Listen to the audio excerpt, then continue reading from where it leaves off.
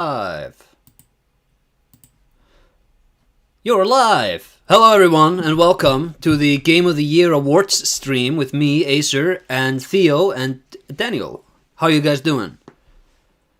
Hey, doing good. Doing good? Hanging in there. Not doing as good. Alright then. Great start, gang. So we know how these essays and espresso award shows go.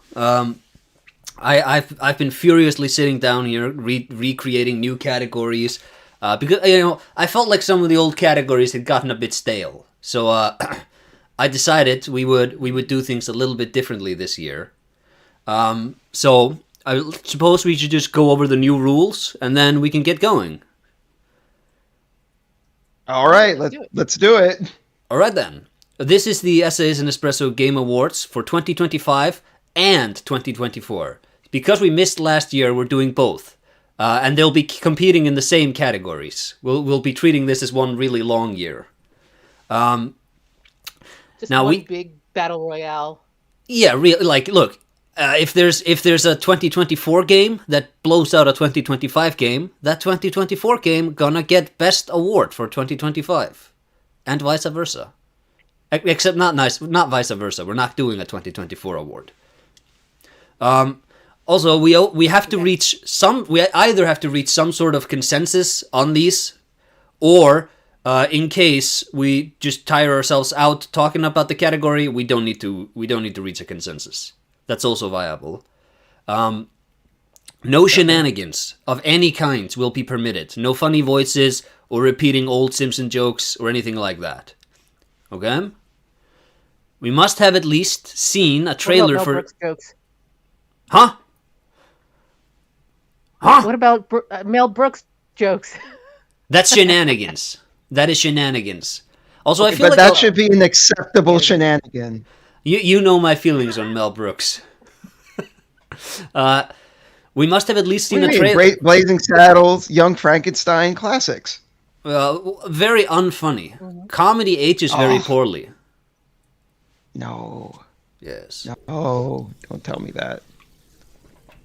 Yes. This is what it is, man. I don't know what to tell you. We must have at least seen a trailer for a game before we can vote on it. Or at least be able to accurately guess what kind of game it is from the name. And verification will be done by a host who has seen a trailer or who is confident they sort of know what the game is about. So, the award is called the SAE. That has not changed. It's just like a coffee mug that's been spray painted gold. Expansions and DLCs do not count as full game releases and are ineligible to win awards that do not explicitly state that they are given out to expansions and or DLCs. Okay? No Lies of P Overture. No Lies of P Overture. Except if you want to nominate it, that's totally fine. Also, both hosts, all three hosts, feel free to add nominees to these categories if you want. Same goes for you, chat, my darlings. And now... Okay. To start out, I'm gonna have to share my screen with you guys because hold on, here we go. Sharing this screen with you in Discord. Before the game begins, you will both be given 5 cards that you may use at any moment, provided conditions have been met. What? Are you Yugifying this? Like. Now, Daniel, I have randomly drawn some cards for you. Let me open up the chat here. That is here. All right, first card, and you don't have to tell anybody what these cards are. It's actually better if you don't, because then you can kind of play around your opponent. Okay. All right. Second. I thought I was just gonna come on and talk video games. I was not expecting to play cards. Well, I mean, this is the Essays and Espresso Game Awards. And like I said, you can play these cards whenever you want to, whenever you feel, these cards would be doing good work for you. If you want to, if you think one of these cards can maybe boost an argument or something like that, feel free to just let me know and, you play the card. That's fine. All right. All right. All right. Oh, 5 cards. Theo, I have also drawn 5 cards for you, which you may use at any time you want. Hold on. Wonderful. I just need to copy paste all of this. Hey, I really should have. I was thinking of trying to program because they have these open source Yu-Gi-Oh emulators. I was thinking of trying to program one of those to have my cards. And I spent a lot of time making all of these cards. So I hope you guys appreciate because chat can only see the game board. They don't see the cards. right. All right, so now that you have the cards, we can begin the long-awaited 2025 Game of the Year Awards from the Essays and Espresso crew. Are you good? You good? Yeah, no, I'm reading these cards. I'm reading my hand over here. And like I said, I should also clarify the rules. Both players begin with... Oh god, that's a gigantic brush. I almost completely ruined everything. You have 10 heart points each. It's not Yu-Gi-Oh! It's a game of my own creation. And you both have This is 5... Acero. It's Acero. You both have 5 energy. Some cards cost energy, some cost heart points. Every turn, you will recover 1 energy. And you will lose heart points if you attack one another. And there are other conditions to lose heart points, as you can see. Once per turn, at the start of every turn, both of you gain 1 energy back. And there are other ways of gaining energy, as we will find. I'm gonna DM. I thought about playing myself, but I figured I had too much knowledge since I had to also oversee which cards are where. All right then. So now, Okay. we have the first category. Are you ready? And this is the Ready as I'll ever game, be. the Game Award, the Essays and Espresso 2025 Game Awards nominees for the best game where the main character was literally me. Oh. Okay. And not like me, Acer, but like the sort of the general literally me. I do have a game in mind. I'm curious whether it's on your list. All right then, and the nominees are Silent Hill 2. I should probably send you guys this in chat, but I figure... No, you're watching the screen, so you can just see it there. Here are the nominees. Oh god, that's terrible. Hold on. No, that doesn't work. Hold on. There we go. Oh no, this is also terrible. Hold on. I can't read that at all. Hold on. This is amazing. Hold on. This is gonna work. This is already the best Game of the Year award. This is such crap. All right then. All right. Why isn't it not copy pasting, man? It's because are you using GIMP? Yeah, it's because you're using GIMP. Oh, it's because I had a wrong one. I had the selection tool. The best game where the main character was literally me. And the nominees are Silent Hill 2 Remake, James Sunderland. I feel like he has big, literally me energy. Wukong from Wukong, me and my chud ape life. Final Fantasy VII Rebirth, Sephiroth. Not technically speaking, like in a technical sense, not a protagonist. But who cares? Stellar Blade Eve, I feel like she has literally me energy. Sam from Death Stranding 2. The Blueprints from The Blueprints. Donkey Kong from Donkey Kong Bonanza. And Indiana Jones from Indiana Jones and the Great Circle. Do you want to add some categories? Add some nominees? I would say Robert from Dispatch. Oh, he has big... Yeah, we have to add him. Imagine there's an extra. because I can't be actually writing stuff on the board. It messes up too much. So yeah, Robert is 100% my vote. I can't think of I don't think anyone here compares to Robert in terms of literally me energy. He's literally us. Wukong, I'm literally jumping around. All right. Do you want to play some cards maybe? You don't have to right away. We can discuss more. My vote probably goes for James Sunderland. So Theo, what do you think? For it's what is my vote this year? Also, chat, let me know if audio is good on your end. Theo, what is your vote this year? Let's see. I guess I'd go with the Blueprints. You go with the Blueprints. All right Blueprints. Yeah, I'd go with Blueprints. Now, since we have a 3-way tie, the game can begin. I'm gonna say Daniel gets to play the first card. Okay. And you have to tell me which cards you're playing, because I have to put them on the board and explain to chat what the cards do. Okay. Right. I haven't had a chance to really look at these. Hold on. Okay, well then, Theo, since you since you did look at your cards, I'm giving you first turn priority here. Let's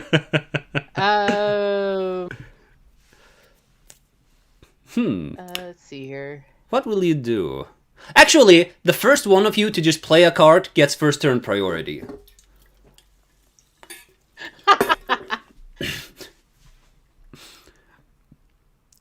I feel like also you should, like, because people are watching, you guys should probably be a bit quicker.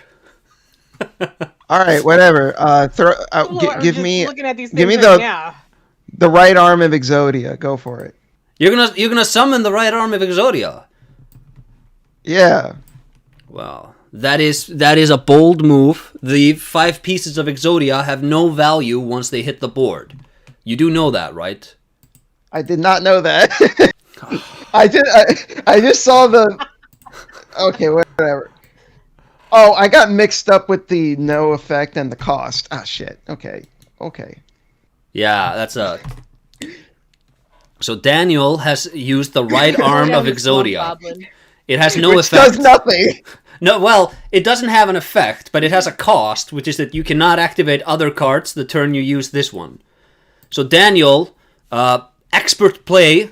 You have completely gimped yourself for the rest of the turn.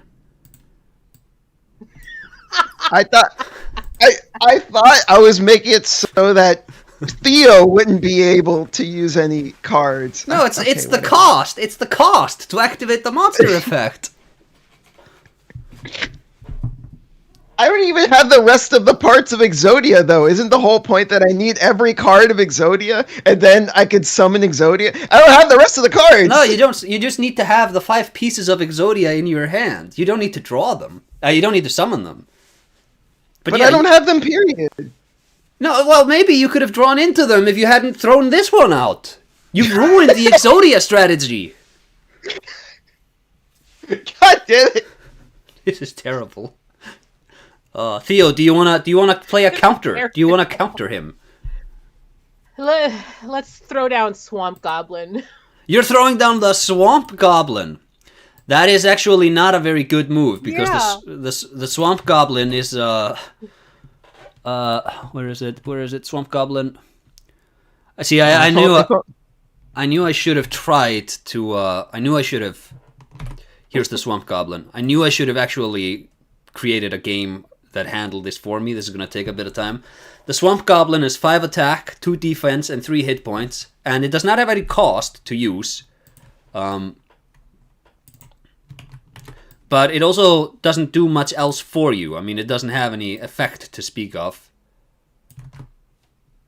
If only friend of the show, Foxcade, was here, he could be clowning on us for our less than expert plays. Our poor. I'll notice also, I want to be very, like, direct here, because I feel like you two are kind of screwing up the game I created. I spent so much time creating these cards. I spent hours and hours creating a gigantic card pool here. No one forced you to do that. We could have just had a regular Game of the Word show. You're the one that decided to Yugify it. See, the problem I'm having is that both of you have summoned monsters that do nothing. We're still having a 3-way tie on who is the best character, who is literally me. Like, what's the Swamp Goblin supposed to do? What's the right arm of Exodia supposed to do? The right arm's gonna try and strangle the Swamp Goblin. No, obviously the Swamp Goblin takes the arm and uses it to scratch his back. I mean, come on. See, here's the way the battle. I guess I should explain the battle system. The first player to attack, he wins the battle. Stats don't matter in this game. I find stats they limit playable. They limit viable play states. So stats don't matter. It's just turn priority. And since Daniel summoned first, he gets to attack first. So are you attacking then? I guess I'm attacking. All right then. The Swamp Goblin has been destroyed. Theo, do you have any other cards to play? All right. Most of my cards are reactionary cards, I think. Well, that's the game you play in the Essays and Espresso Game Awards. I guess that means the Essays and Espresso Award for the best game where the main character was literally me goes to the guy from Dispatch. Robert from Dispatch. Yes. Hooray! Woo! Since it was voiced by Aaron Paul, famous from Breaking Bad. Which is pretty right. Awesome. That's right. Yeah. Let me see. I need to draw a new card. Here we go. Theo, I'm sending you a new card to replace your goblin. And now we have the second category. I need to copy paste all of this. This is so much more work than I thought it would be. Dude, you did this to yourself. No. Stop. This is good. This is what the people come for. No! I've ruined the crop. Don't laugh at me, please. I try so hard. So, the category for which character would win in a battle royale. Now we must analyze their weapons, armor, and skill to determine who would win a death battle royale.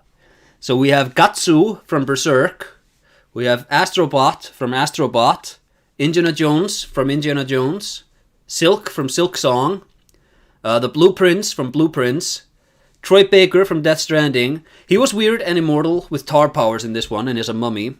We have Wukong from Wukong, Tifa from Final Fantasy VII Rebirth, and Egon from Shadow of the Earth Tree. I have an important question. Okay. Does Gatsu have his Berserker armor? We're saying all of these characters are in their prime for this one. Okay. All right. I see. My vote goes for Guts. Okay. You're going for Gatsu? No. Yes. Why are you going for the fan translation? What do you mean? You hipster. Gatsu. Gatsu. That's his name. From the Band of the Falcon. All according to Keikaku over here. Don't you remember? Editor's note. Editor's notes. Don't you remember those terrible old scans from back in the day? Falkith? Oh, I do. I vividly remember them. I read them. I read several volumes of that terrible translation. It was awesome. What do you think, Theo? Who do you think would win in a death battle? I would say it's Astrobot. Mostly because Astrobot has whatever powers you decide to give him. I've never played Astrobot. I do not know his game. Ooh, you don't know his game. His game is the... Astrobot's basically Kirby if you were PlayStation. I find So he's Kirby Astrobot... bot. I find Astrobot to be kind of a plant. Like, when he came first, I was like, plant, industry plant. But then Astrobot came out and I was like, you're alright, little robot guy, you're alright. He warmed up to you. Yes. Well, like Astrobot's walking around. Astrobot's walking around in like Pyramid Head costume. So That's pretty you don't know if adorable. he I can love use that. the big knife.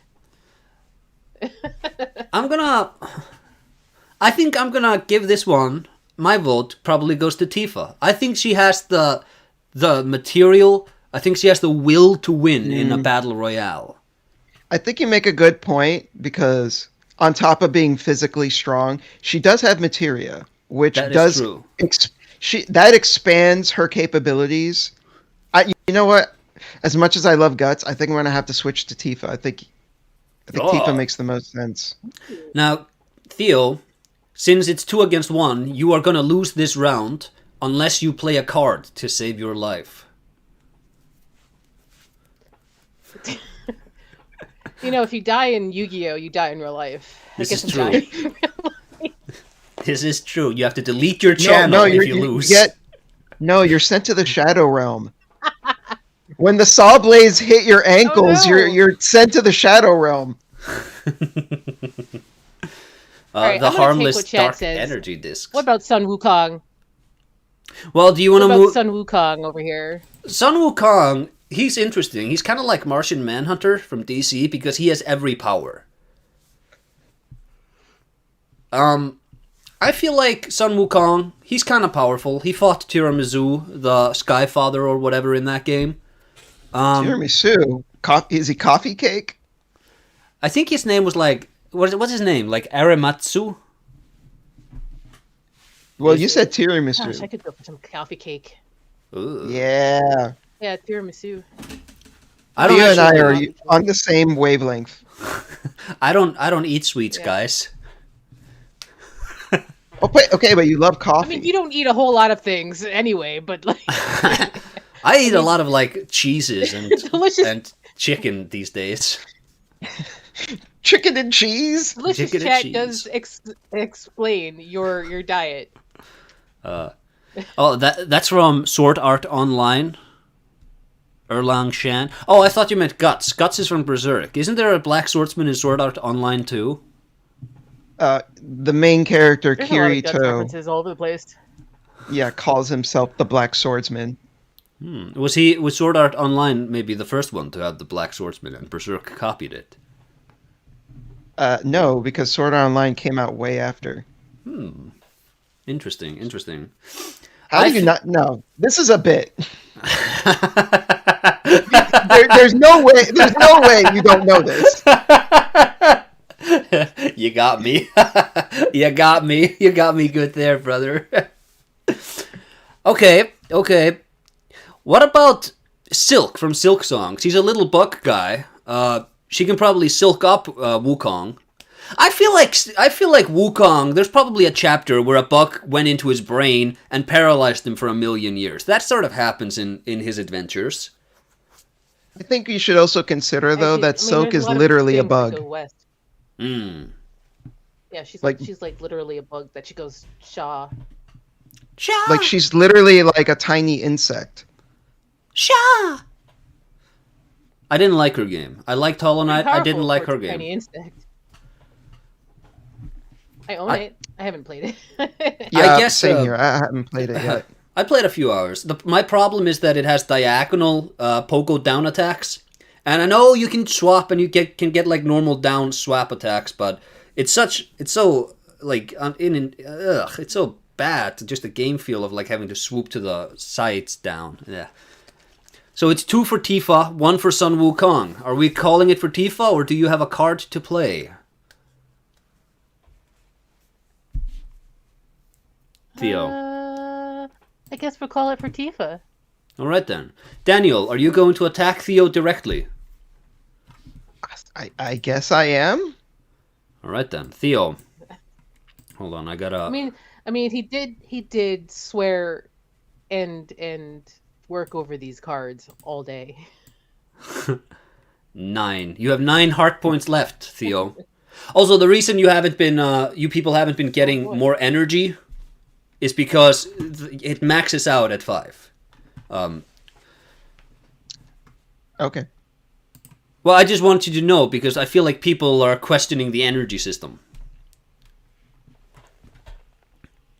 Understood. Very well then. It's time for the next category.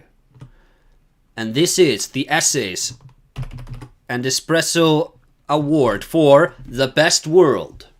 We have the Buck Nest from Silksong, the Ark from Ark Raiders, the Place from Donkey Kong Bonanza, the Rocket Ship from Mouthwashing, the Shadow Realm from Erd Tree, Hades from Hades 2, China for Ghosts of Yotai, and Dude, no. and China for Silent Hill F. Which one of these would you say is the best world? Oh boy. This is incredibly I was going to insensitive. say something. Which one of these would you say was the best world to explore? From the Acer, I was going Acer. to say something like, "Hey, the Ark is an enemy class and not the actual top side of Ark Raiders." What? But then I saw the rest of it, and I'm like, "This has got to be a bit." What? The Ark is not a place. I think they're raiding it because it's the place. Ghosts of Yotai is in Hokkaido. Yeah, Hokkaido, China. No. Stop. Did you know that Silent Hill means Shizuoka in Japanese? This is why they probably call it Silent Hill, because Shizuoka. I did not know that. You know that the F stands I for nicknamed Silent feminism? Hill F, Shizuoka F. What does it mean in its native Chinese? I wonder. Oh my god. This is a funny bit. This is a really funny bit. This is I feel like we've all gone to Hades, so I guess I'm gonna give it to Hades. I've not played Hades. Hades 2. You don't have to have played it. Were you not listening to the rules? No, I know. I'm just. No, I know. But like, I feel like for best world, you need to have like. I've got one for the best world. Development Hell Beyond Good and Evil 2. Oh, the real world. The real world over at Ubisoft. I could go for that. I'll vote for that.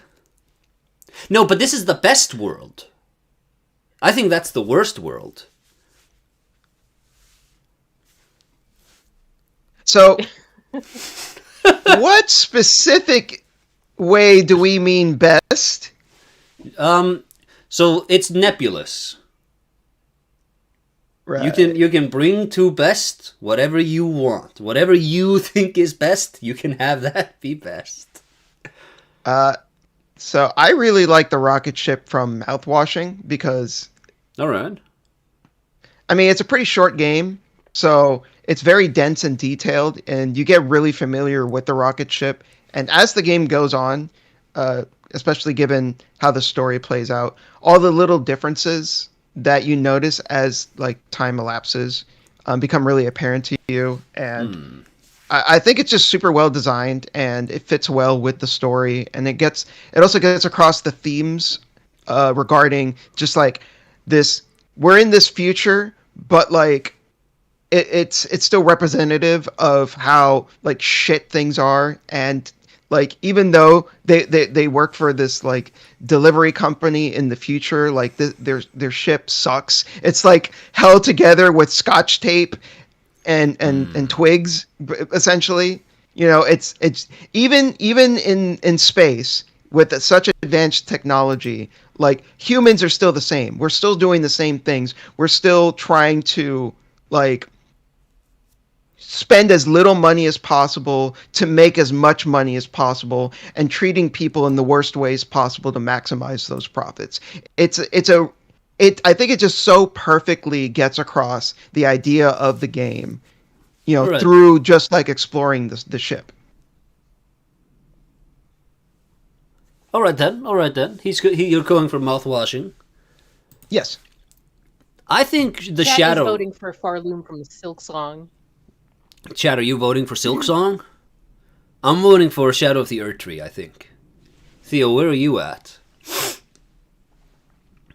Development hell for Beyond Good and Evil 2. It's a 4-way tie, and we all know that what that means.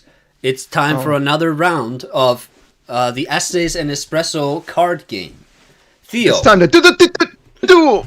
It's time to duel. Theo. Unexpected kaiju attack! Oh, that's actually a really... Hold on. Unexpected kaiju attack. Here it is. So I just need to... Hold on. Just need to... Chat, you can't abandon me now, chat. Hold on. Copy and... Unfortunately, chat can't play the game. I feel like I should have designed it in a way that chat could have seen the cards you guys have in your hands to create a little bit of metagaming. Also, like, even if you don't need to battle that turn, it might still be useful to use some of your cards to sort of cycle through the deck. Now, first things first, Theo, is in order to activate Unexpected Kaiju Attack, you have to pay 3 energy. So let's just... I should have, like, what, 4? No, you have 5. You guys haven't been using your energy. Okay. Now, your opponent must send 1 monster from their hand or field to the graveyard. And your opponent can negate this card's effect by paying 3 energy themselves. Daniel, what will you do? Will you send a monster to the graveyard? Or will you pay 3 energy? I'll pay the energy. Okay, then. Also, I miscalculated. 5 minus 3 is actually 2. I was gonna say, I didn't. I was wondering whether I should point it out or not, but I was like, well, you know your rules better than I do. Well, man, you should... like, game sharking is totally valid. I feel like game sharking is very on brand for the Essays and Espresso gang. Daniel, do you want to play a card? Sure, why not? I guess I'll use Captain America. Captain America! Alright then. He is right here. Print screen. You know what I should have done? I should have just been playing both of you, kind of like what they do when they have these chess matches. Now, Captain America cannot be destroyed by battle. But if you declare an attack with this card, you must pay 1 energy. Alright, so now we know. I see. I'm gonna move him to this spot here. He's actually also technically called Captain American, not America. It's the battle phase. Theo, do you have any monsters to summon? Monsters are 1 to 20. No, hold on. Professor X-Ray, I think. Professor X-Ray, that's a really powerful card. I mean, it sounds it. He's an Omega level mutant. Yeah. I prefer Legion, though, as far as level mutants are concerned. Well, Legion is not he's not balanced for this game. Maybe in a later booster we can add him. So Professor X-Ray, you can pay 2 energy to look at every card in your opponent's hand. Or you can pay 5 energy and have your opponent use another card than the one he or she declared. But then they have to declare, like, you can do that in response to a declaration. Do you want to? I don't have 5 energy, so I guess I'll pay 2. You're paying the 2 energy. This is outrageous. Well, yeah. Hold on. I gotta clean this up. All right then, Daniel.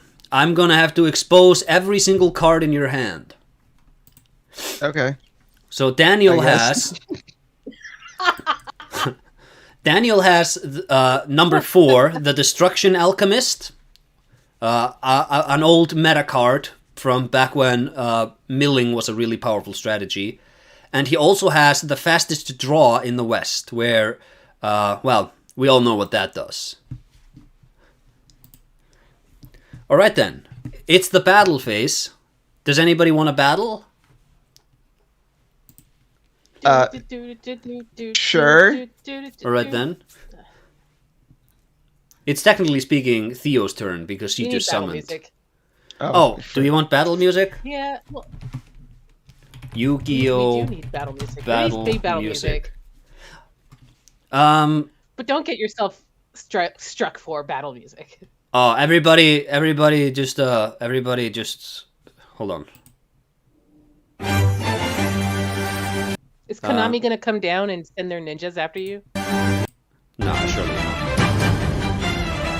Surely they won't. Do they even have ninjas anymore? I can't play music for some reason. It doesn't register on Discord. So you're just gonna have to imagine. You'll just have to imagine the music. We play video games so we don't have to imagine anything. Hey, Luke G. We're in the middle of a heated battle of the Essays and Espresso card game. So far, Daniel is winning, but everything can change. Do you wanna do battle, Theo? Yeah, but I don't have any energy. I don't think anymore. You don't need to And they like. killed my swamp goblin. Yeah. The Swamp Goblin is one of the worst monsters in the game. Basically everything defeats that. But you don't need to spend energy to attack. Energy is usually for effects. Captain American has to spend energy to attack. That's his because he can't be destroyed by battle. Oh, well, I guess I can battle. I'm just looking at my cards and being confused. What's there to be confused about? See, I'm too old to have caught onto the Yu-Gi-Oh phase, so this is just trial by fire. I see. Yeah, I've never played Yu-Gi-Oh either, so I'm just flying blind. I think I was in my mid-20s when Yu-Gi-Oh even came out. Actually, Theo, I'm Daniel. Funny. What I would do, Theo, if I was you, I would attack Daniel's right arm of Exodia so he can't attack you directly with that, since Captain American can't be destroyed by battle. That's what I would do. Daniel, I hope you don't feel like I'm playing. I hope you don't feel like I'm playing favorites here. I'm just teaching people. It is what it is. Exodia has been destroyed. Well, the right arm of Exodia has been destroyed. Daniel, now it's your turn to do battle if you want. All right, I guess I'll use up an energy to destroy Professor X. Damn. His name is Professor X-Ray, first of all. Legally distinct. Course. We don't have like licensing agreements with any of these companies. You know, that could have been a great opportunity for you to call him a Captain Americano. I could have done that. I could have called him Cappuccino Americano, but here we are. That could have worked too. Rip Professor X-Ray. Now, Theo, if you look into your hand, I think you'll find you have a card number 26.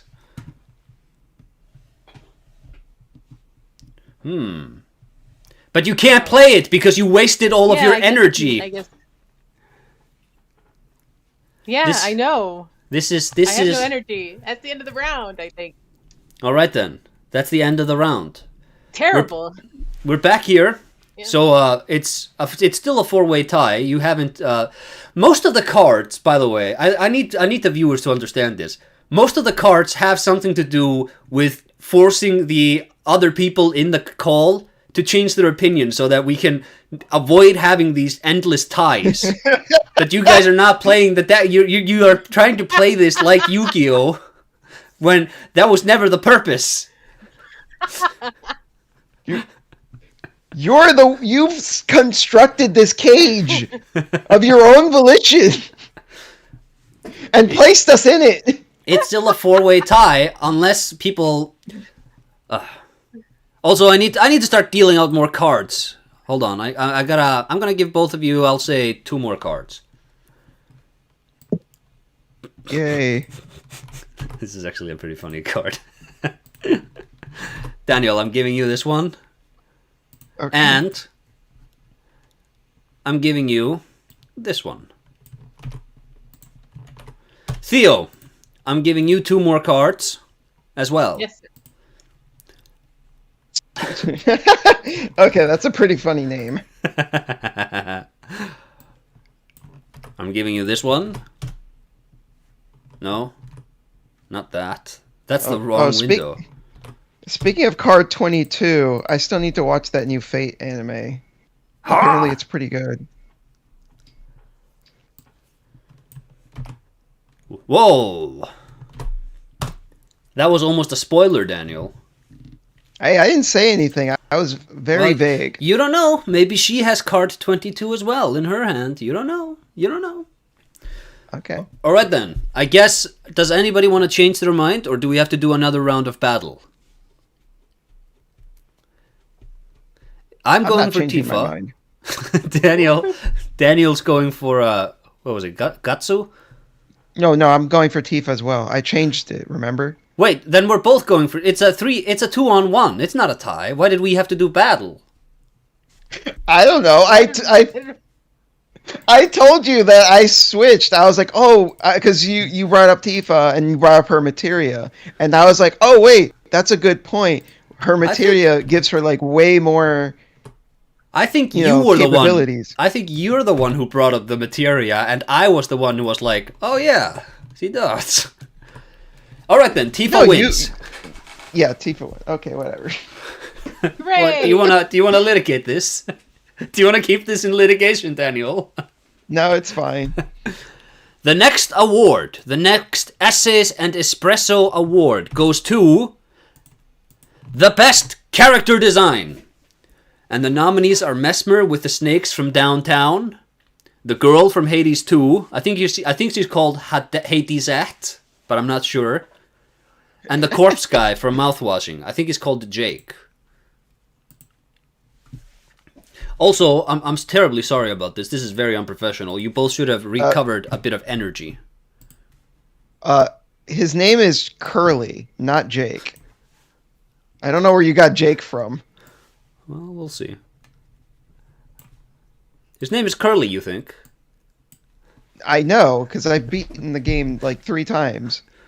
All right. I guess I'll change the name. Did you even play it once? I watched the stream of it. Oh God, you're one of those. I see how it is. Daniel. That's almost.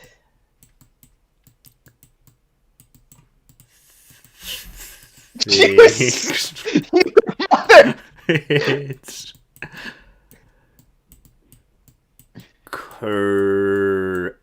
hold on. It's Curly with a C, not a K. It's Curtis. All right then. You suck. What do you mean? I've constructed Curtis this entire game. Wait a minute. Is this a sly reference to Phantasmagoria 2, a puzzle of flesh? Why would it ever be a sly reference? It's just cruelty. It's cruelty. It's being mean to people you care about, you know? I think you just want to get in a little reference to Phantasmagoria 2, the underrated classic. There you go. So which character from 2024 or 5 do you two think had the best design? I'm voting for Mesmer. I mean, I think from these...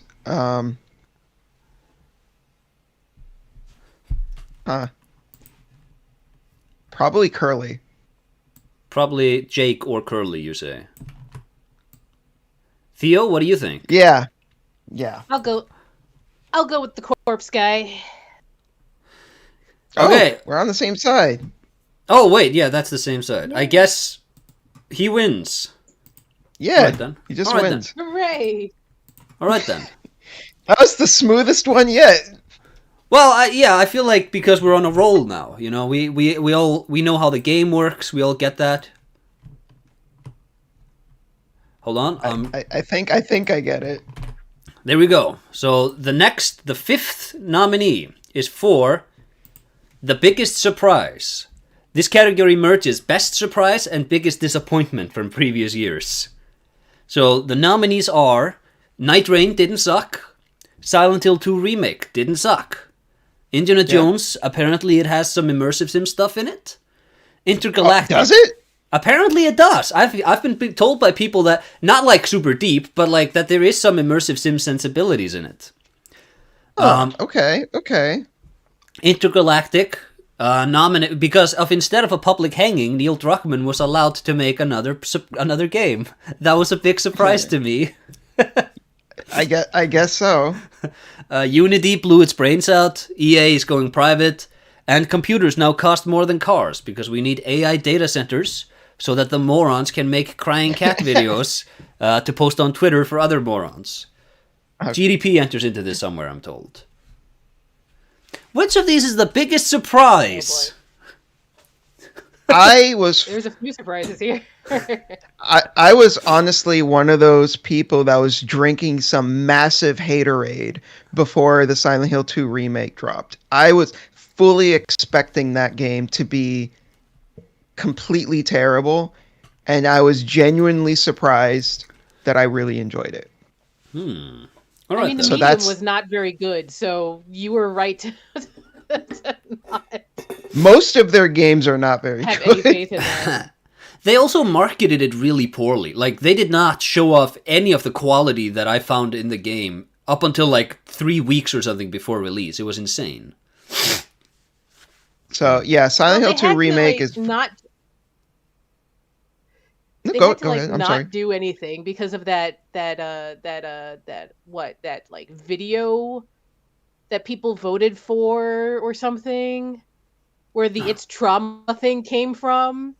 Oh, that's from Silent Hill what Ascension. Even was that? Yeah, Silent Hill Ascension. Right. What even was that? They were doing that instead of marketing Silent Hill 2 remake. Yeah. Silent Hill Ascension is probably the worst piece of Silent Hill media to ever exist. Because it's not just bad, it's also really boring. Oof. Because at least Homecoming is bad in, like, interesting ways. Like, you can at least have fun with Homecoming. But, like, Ascension is just, like... the same way, too. Yeah, I agree. Ascension does have some moments in it that are just, like, hilariously bad, but most of it is just really dull. It was fun to dunk on, though, during the time. Oh, absolutely. 100%. It was so fun to dunk on. There's a lot of surprises this year. I'm sticking with Silent Hill 2 Remake being good. I was genuinely pleasantly surprised, and I'm just happy that Silent Hill is not like a fucking joke anymore. Like, for so long it felt like the series was just like a joke. Hold on. Hold on there. The movie just came out and it's really bad. Okay, the new movie is bad, but like hardly anyone has seen it. Have you seen it? Me personally, no. But like this, the subreddit is like going insane. Apparently Angela is like trying to sleep with James. It's a whole thing. Oh no! Oh yeah. No. Don't tell me that. Christopher Gans, man. Yes, you know, but the winner of that movie is the wig. Oh, the wig. The porn wig? The wigs, yeah. At the very least, really with the bad wig or something.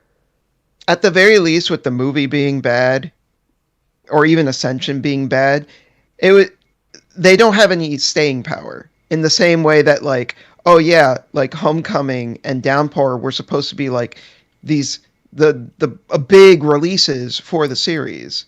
So I felt like their badness had like much stronger staying power as opposed to like Ascension, which And people have mostly forgot about. And I think people are going to forget about this movie soon too. people forgot about this movie before it even came out. Come on. Yes. Yes. God. Like they should have gone with what the second Silent Hill movie like stung at the end. Like that second Silent Hill movie at the very end stung Downpour as the next movie, and then they just didn't do Downpour. Wait, it did? That's so weird.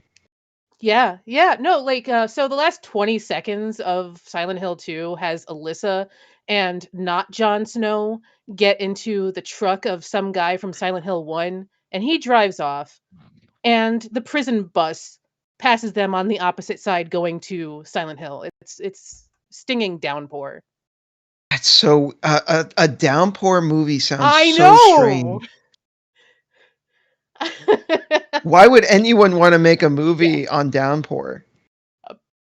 Listen, you can't see me because I don't have my camera on, but I am shrugging my shoulders and I have no freaking clue. I almost want to But see that just to it's see what it would be like. I'm sure that last 20 seconds is on like YouTube somewhere. No, I mean like You I know, would. it's like I'm kind of curious to see what a Downpour movie would even be like, because that's just like my brain can't comprehend it. yeah, it'd be a lot of flashbacks to the prison. Yeah, and what's her name, Hannigan, There's being really pissy the yeah, whole it'd be movie. a lot of flashbacks to the prison. Yeah, I mean that's part of the course for the Silent Hill movies, I guess. I feel like I need to exercise host prerogative and move on from this Yeah. because Okay. we can be I made here. my pick. I made my pick. We can be here for 5 hours if you guys want. Okay, You know. I will agree with the pick. All right then. I mean, Silent when it Hill. comes to Silent Hill, we can yap. So All right then. Silent Hill 2 remake didn't suck is the biggest surprise. for me, yeah. Category 6. This is the award for the best indie game or game claimed by some as an indie game. Now, we have Silk Song, Mouthwashing, Expedition 33, Balatro, or Balantro, I don't know, Hades 2, Nine Souls, Rat Shaker, UFO 50, Blueprints, Peak, Megabonk, and House of Necrosis. Now, which of these is the best indie game or game claimed by some to be an indie game? Because I'm gonna go for House of Necrosis. Actually, I've never even heard of House of Necrosis. It's really good. It's by Workus. He's a pal. I haven't heard of that one. I streamed it like a couple of days ago, Theo. You didn't watch? You didn't come and see me? You I'm didn't on my phone 90% of the time. You can watch my stream on the phone. I don't mind. I can't chat on the phone. That Chatting on is the true. phone doesn't work. That is true. Well, you know, it's just it's a fun game. It's kind of like Resident Evil, but it has like fun turn-based combat and roguelike elements. It's really well made. Oh, so You're- like House of. So, it's like that light gun game from like the 90s. House of. Like you're shooting skeletons or something. Maybe. I'm getting off track. There's a couple really good ones.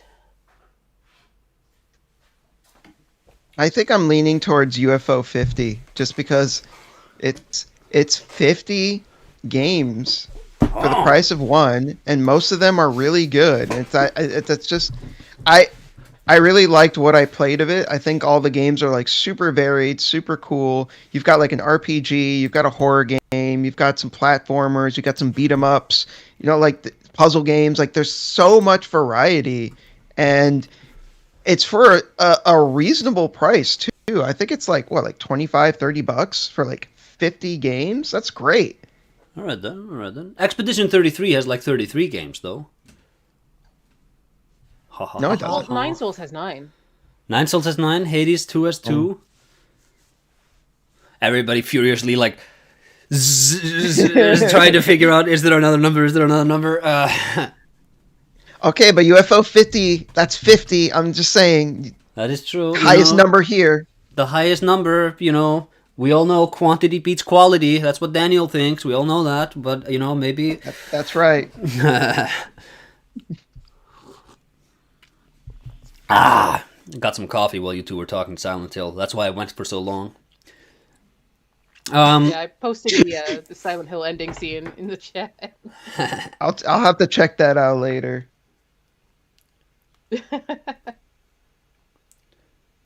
All right, so are we settling on UFO 50? Having 50 games. Yeah, I think so. All right. What? You're voting for that too?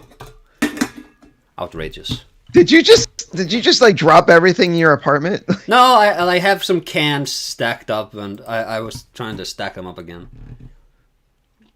He uses his laptop as a plate, so he has to like move stuff to type every so often. Gotcha. I don't use it as a plate. This is an accusation.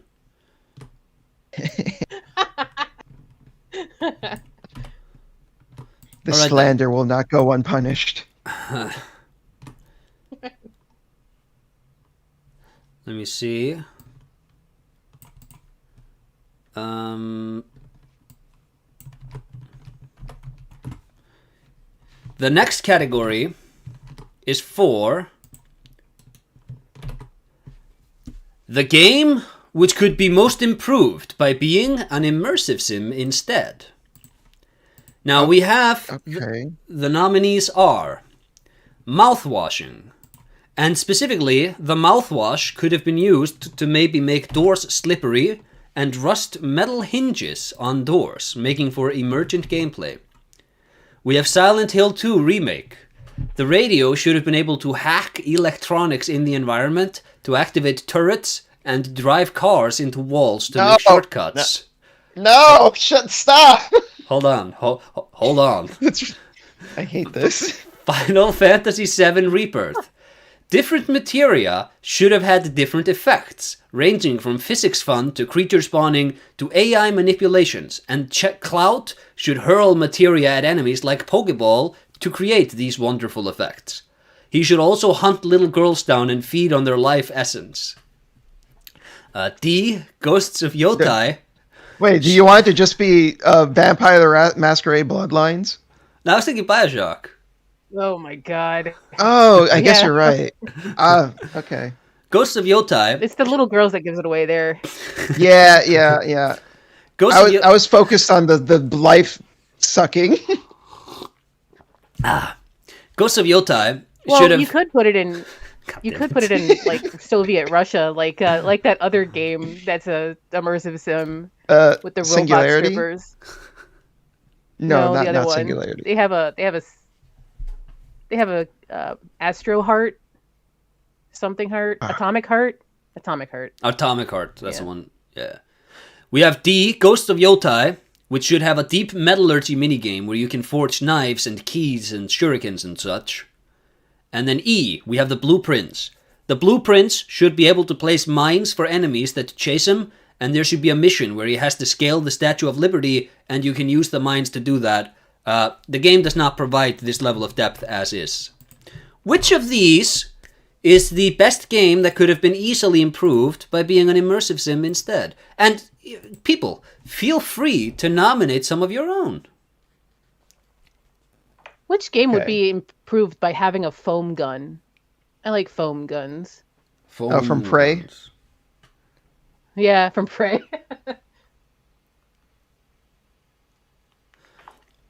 My vote is for... My vote is for Final Fantasy VII Rebirth.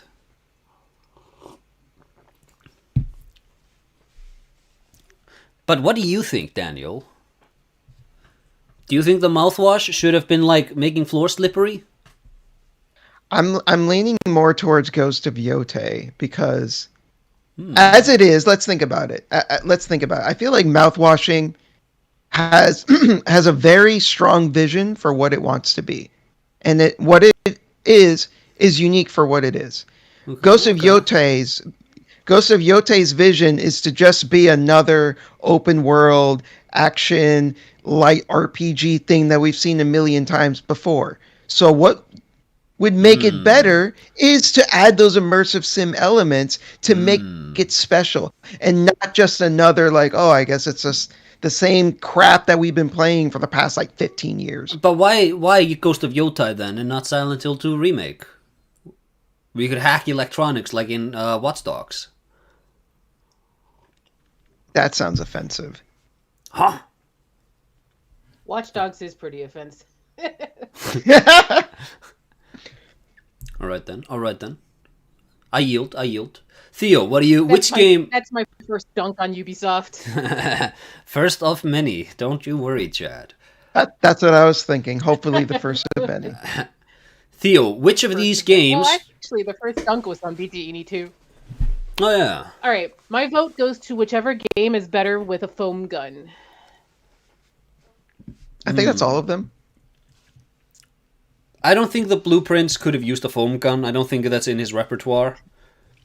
Ghost of Yotai could have easily used a foam gun. But then I feel like a foam gun, maybe Ghost of Yotai doesn't deserve a foam gun. You know? I mean, Possibly. mouthwashing does not have a foam gun, but there is foam in the game that you have to cut away with a fire axe. All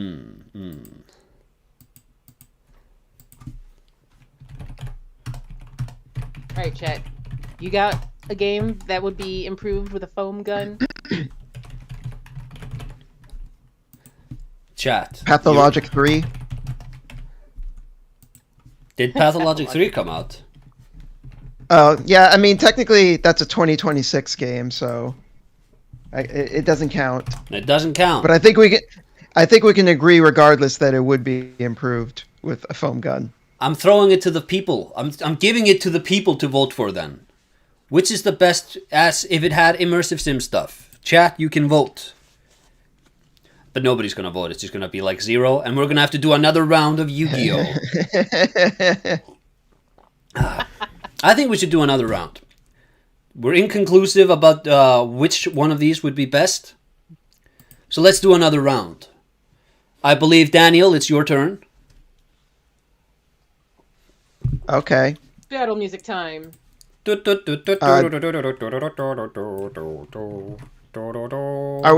we still stuck at? I thought we had gained another energy by now. Okay, yeah, there we go. I'm adding the energy. Okay. All right, I'm gonna just use my energy to attack. You're gonna use an energy to attack. Yeah. Theo, are you gonna respond to that at all? Am I at 2 energy? Yeah, you have 2 energy. Okay.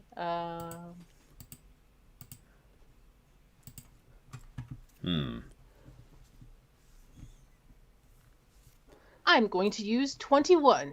Deflect argument. I don't know what argument I'm deflecting, but I'm doing it. There's no argument on the table. You have to use. Okay, so god damn it.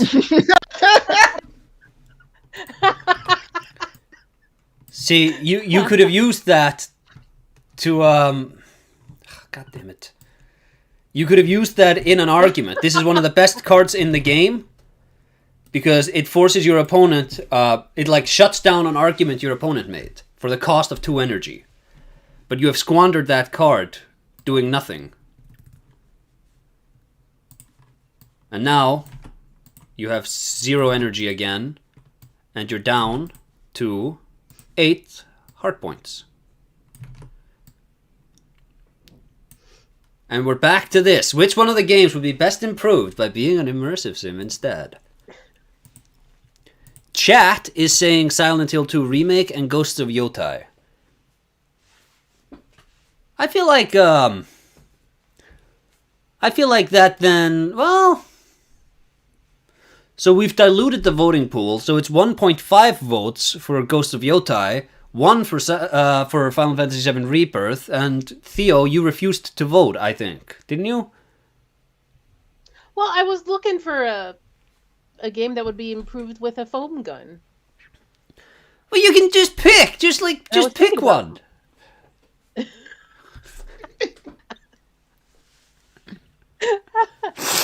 I think we can agree. Because they could make foam. Yeah, we could agree.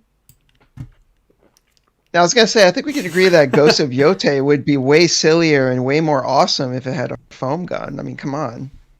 It'd probably be more interesting anyway. You voting? Yeah. Foam gun. You're voting for Ghost of Yote? Sure. Ghost of Yote wins. I had to throw it out to the chatters too.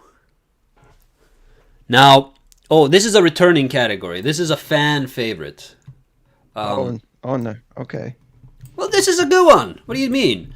It's Golden Pumpkin. We don't have that. That's from something else. We should have the In Memoriam segment right now. We have the best In Memoriam coming up later. Don't you worry. The best departure of the year. But no, this is number 8. The best game whose name is the exact same as a Yu-Gi-Oh card. Now, the nominees are Stellar Blade, which has the same name as the Satellar Knight series of cards. Battlefield 6, which has the same name as After the Struggle, kinda. Blueprints, which has the same name as Sage with Eyes of Blue. Dragon's Dogma 2, the Dragon Capture Jar. And Ghost of Yotai and the Gross Ghost of Fled Dreams. Now, which of these 5 games is the best one whose name is the exact same as a Yu-Gi-Oh card? I have a friend who is like the biggest Dragon's Dogma stan, so I'm going to pick Dragon's Dogma 2 in honor of him. Dragon Capture Jar, then. You know, I played Dragon's Dogma late last year. Didn't fall in love with it. I see why people like it. I didn't fall in love with it. I found it very quirky. I've tried playing it. I've tried playing it as well. I didn't take to it either, but it does feel like one of those things where, like, either if you're in the right mood or if you're like a specific type of person, it'll like hook you real bad. But I guess it just didn't strike me at the right time. All right then. You know, I respect it. I'm kind of the same with Dragon's Dogma as everybody here. It's like I respect it, but it's not for me. Are you voting for it, or are you just the same with it? Sure, I'll vote for it. Before you do, I'm voting for Battlefield 6 and After the Struggle. Because After the Struggle, it's one of the most interesting Yu-Gi-Oh cards. It destroys every monster involved in battle this turn, but you must activate it during the main phase. So you have to so it's like an insurance policy, or you're just going to send your weak monsters to your opponent's strong monsters to destroy them with the card effect afterwards. It's a really interesting card. It's not a good card, but it's an interesting card.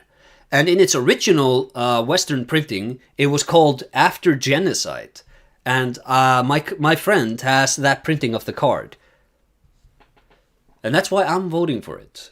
But I think you two are still voting for Dragon's Dogma 2? Yes. All right then. Dragon's Dogma... By the argument. Dragon's Dogma 2 gets it. Woo!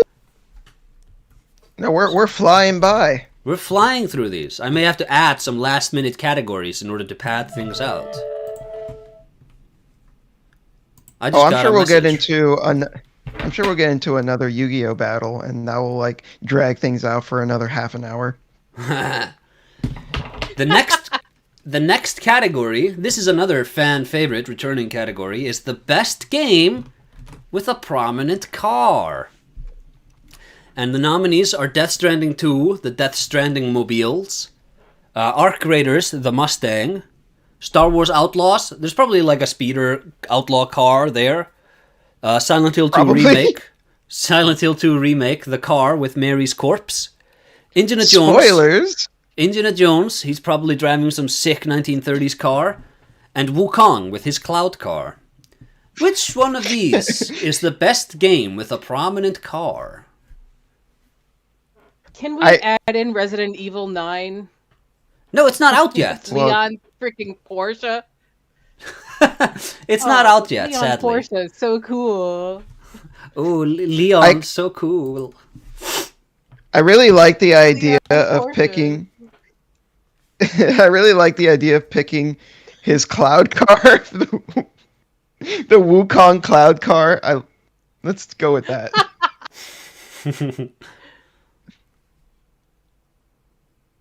I love how he's a cloud car. Yeah. All right then. I'm gonna go for Indiana Jones.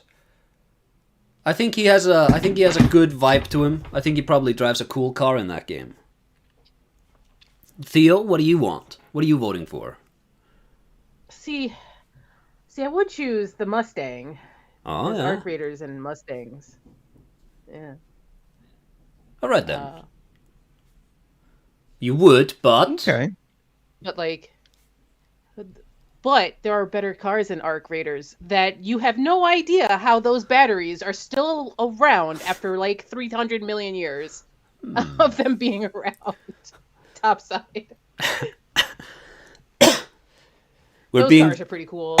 We're being too funny. Mostly because they're not going anywhere. We're being too funny, people. I was just in the hospital smoking, so my voice is really bad and I'm coughing a lot. You guys we have to tone down the comedy a little bit, okay? Side note, it wasn't for him that he was in the hospital, it was for somebody else. Yeah. Yeah. All right then. The Lucid chat has still not caught up to Acer. No. We have a 3-way tie, and that means we have to do another round. But first, I'm gonna send you guys some more cards. Okay. Daniel, here are a couple of cards for you.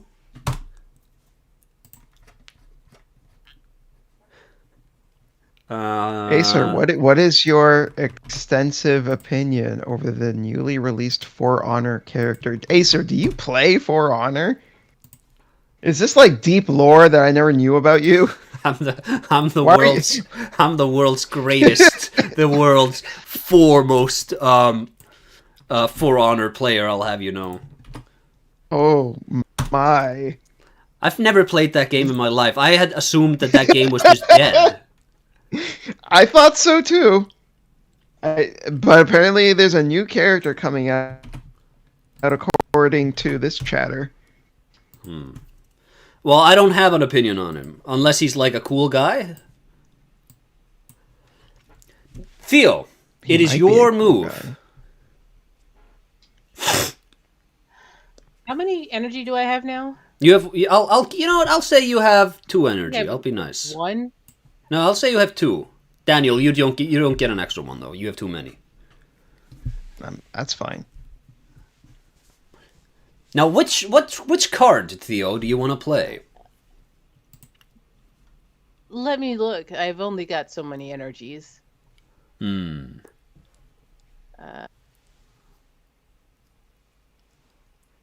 in mind, you can play more than one card.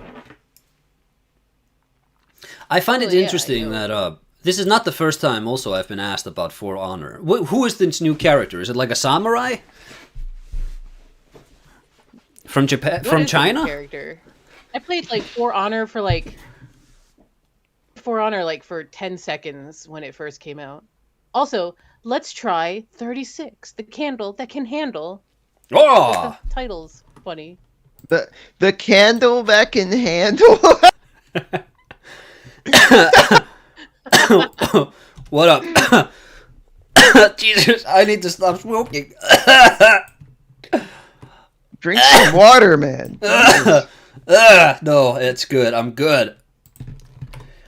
Theo has activated number 36, the candle that can handle. First things first, you have to pay 1 energy. You got it. Well, don't follow Lu Bu. Lu Bu's going to be in For Honor. You can't follow him. Haven't you played Dynasty Warriors? So if the light is going... True. If the light... It's true. Do not pursue Lu Bu. Do not pursue Lu Bu. Oh, Lu Bu. He's from the Battle of the Three Kingdoms or whatever. So the way the way the candle that can handle works is if the light is going out, it doesn't go out this turn. Gonna put that in your spell and trap zone. Right here. And this is a continuous effect through the turn. It doesn't go into the graveyard. Daniel, do you want to play a card?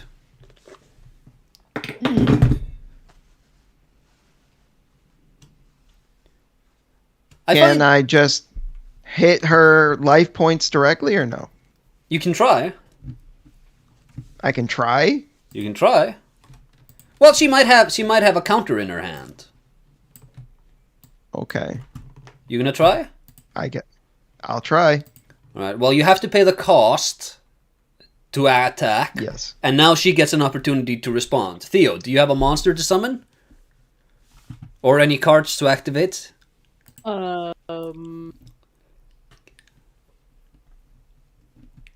Let us try this evolving psycho thing. Would be 0? Yeah. Level 0, yeah. It's a monster. It's number 2. It's number 2. It's okay, so this is not a bad play. I will tell you that much. Because the evolving psycho thing, you kind of need to build your deck around it. That's the problem with it, because it has a lot of upwards mobility in terms of what it can do. But by itself, right now, it doesn't do that much. So when this monster's level is lower than 5, this monster gains 1 level per turn. And when this monster's level becomes 5, you can bring up a 2023 game and nominate it in a category instead of what is being nominated. Now, you're summoning this monster in the middle of battle. And because you just summoned, you're the one that now gets to battle instead, Daniel. Unfortunately, your energy amount, you spent on energy accomplishing nothing. Well, it is what it is. Okay. But, alright, Theo, it's your move, but I'll remind you, Captain American can't be destroyed by battle. You have to destroy him with a card effect. Yes. I shall battle. Okay, nothing happens. He can't be destroyed by battle. Hold on.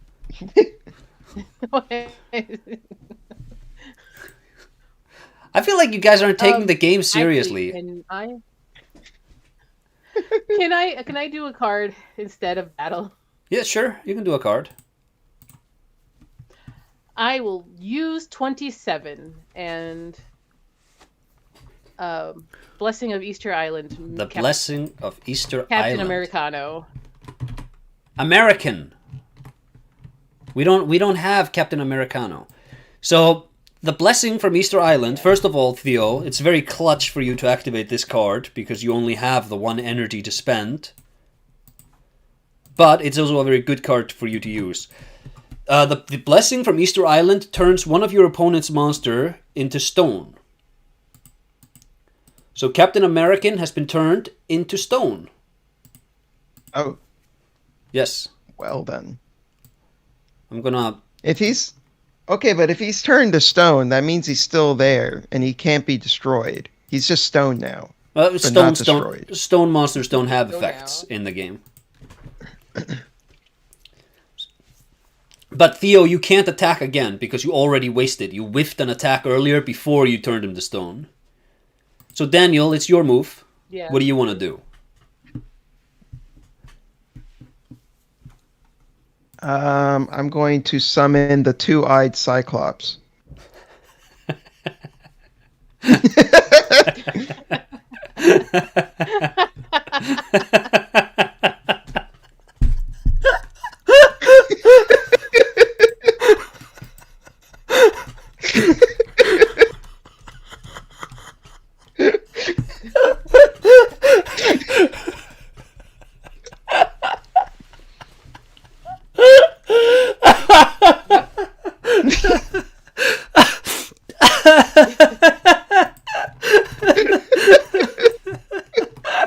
Okay then. Yeah.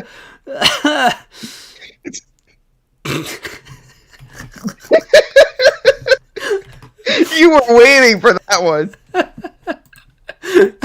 I've been randomly distributing the cards. There are so many funny ones left.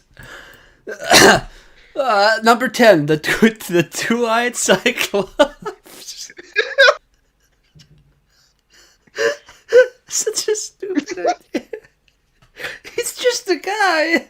He's just a guy. He's just a guy. Alright then. Now you can use his effect to pay 3 energy to destroy 2 cards on the opponent's side of the field, but you don't have 3 energy to pay, so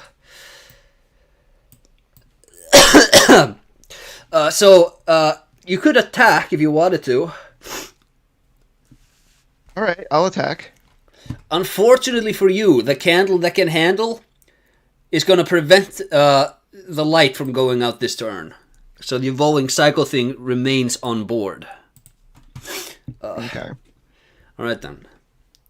I'm going to call the end of the battle round. So evolving cycle thing becomes level 2. And I'm going to give both of you some energy. Hold on, I need to draw it in the right field. Like that. Now, we're back to the question at hand. Which game was the best one with a prominent car?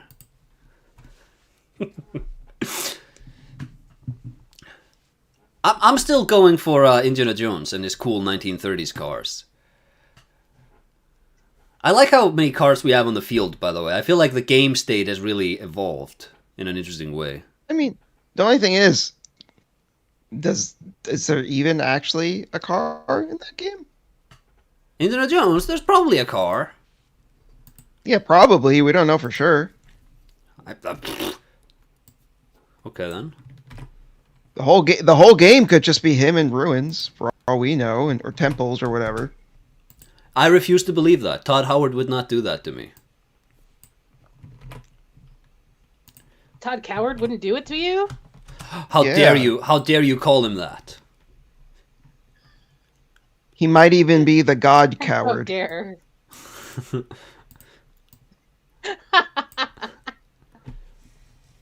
He made a startling claim recently that the new Elder Scrolls is going to have more trees than Skyrim. Oh wow. He doesn't have any like control over like WYs. What the heck is he talking about? He Like, that's trees- what he said, and he That's says it's going to have more everybody- trees. Trees are held by like by a company that's not him. So like, what's he got to say about that? Like trees are like not WYs. It's called Speed Tree. It's a third party thing. They just do trees. But it's not Todd's problem with trees. What the heck? I've also sent you guys. Talking about? I've also sent you guys some more cards to play.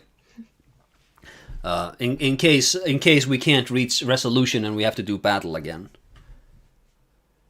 I really like this turn. There was a lot of counterplay and monster summoning and card effects that really sort of drastically changed things up. I think you're both very clearly emotionally invested in this category for having played this extensive of a duel. And if you guys want to have another round, we can have another round. But I'm going for Indiana Jones. I think Theo, you went for the Mustang, and Daniel, you went for the Cloud Car. Yes. All right then. Stage whisper. There are no cars in our craters. What? There's no cars in our craters. Alright. Okay. Well, I'm just gonna hold on. Yeah. I'm sitting here being confused as to what Todd Howard is talking about. He has no control over Speed Tree. What in the Sam heck is he talking about? He says that it's gonna have more trees than Skyrim. He put his foot down. He said Yes, but Speed new Tree is game, under more Unity. trees. What is he talking about? He just says it's gonna have more trees. He's not making the trees though. What the heck? I mean, he didn't say he was making them the trees like himself by hand. He just said it's gonna have more. I don't know. I think Speed Tree has its own like maximums.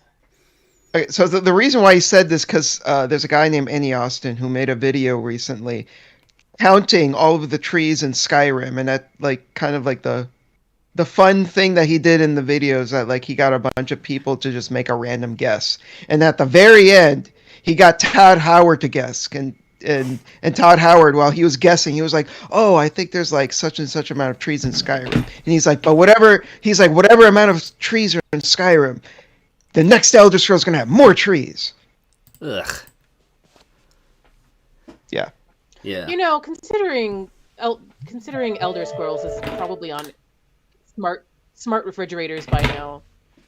Hearing somebody sat there and like counted all the trees is part of the course, I guess. I would also think that the tree placement, like, they have an algorithm that they don't have a guy hand placing trees. Surely not. Right. No, it's a third party program. It's called SpeedTree. Anyways, hey. All it does is it renders trees. Hey, Yeah. we're doing a Game of the Year awards, and you guys are talking about the next Skyrim. This is true.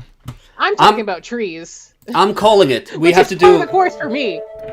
I keep getting notifications on my damn phone. Put your phone on Do Not Disturb. Swayed by the Huh? I am swayed by Indiana Jones. Let's do a 1930s car. All right then.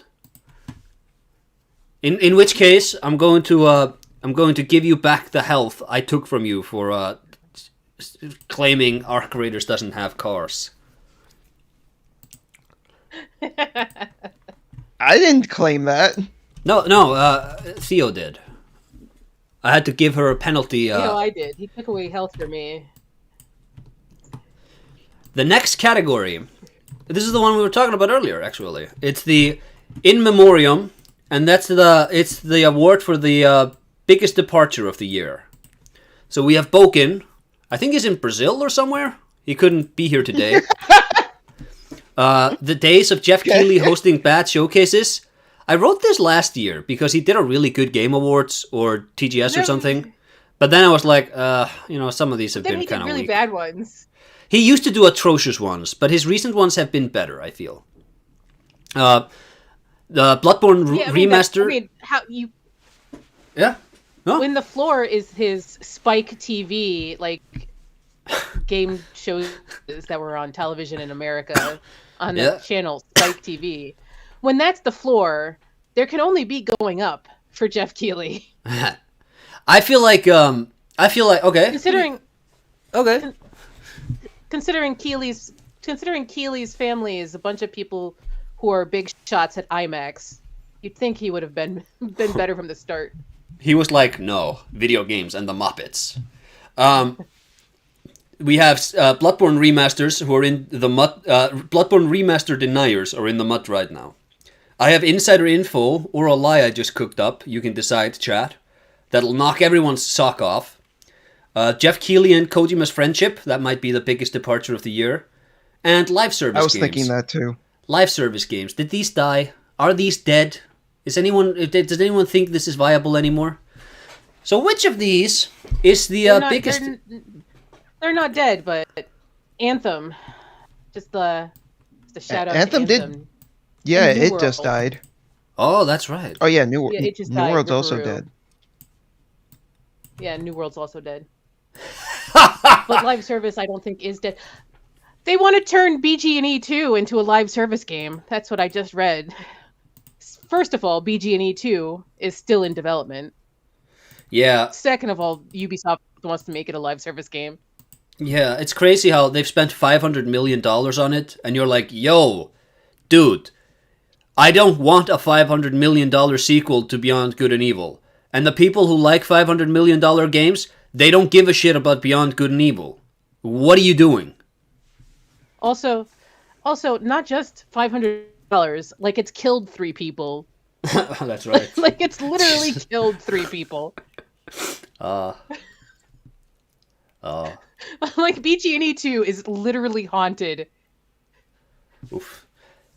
Is that the biggest departure? Those people who died from Beyond Good and Evil 2? I feel like that's maybe too cruel of a joke for this joke category to bring up real deaths. Probably. My biggest departure would be Anthem and New World, but yeah. Anthem and New World. Okay. Daniel, where are you at? But I think that's like that's probably... Yeah. I'm thinking Jeff Keighley and Kojima's friendship for me. That was really funny. He invited Kojima to his own humiliation ritual, as he just gave all of the awards to these French people instead. Yep. And not only that, but Kojima himself, he's been hanging out more with like Guillermo del Toro, with Mads Mikkelsen, Norman Reedus. No Jeff in sight. I'm just saying. Yeah, I mean, Jeff's family is only big shots at IMAX when Kojima is more interested in movie directors, actual movie directors. All right then. Mm-hmm. Like Nicholas Winding Refn. Cinema. I mean, Nicholas Winding Refn is his biggest fan right now. They have the cutest, most wholesome images. They do. Which is funny because it's Nicholas Winding Refn. Yes. I'm gonna go for the live service thing though. I feel like Jeff Keighley and Kojima's friendship doesn't have as big an impact on the way we consume these games as the rest of these nominees do. So unless, Daniel, you want to battle for your Jeff Keighley and Kojima's friendship nomination to win out, we're going to move on. Wait, what was Theo's pick? Live service. Kind of E? Kind of E. Service. I mean, you two outvoted me, so let's just move on. All right. You can contest it if you have any cards. No, let's just move on. Let's move on. All right, then. Here's another returning category. I try to keep a good mix of old and new categories because some of the old categories are really good. It's the 2025 and 4 Essays and Espresso Award for the Best Hunk of the Year. And the nominees are... Oh, hubba hubba. The nominees are... We don't have Best Babe anymore. I had to cut that one. It was sexist. It was disgusting. I don't believe... I had nothing to do with the inclusion of that category in previous years.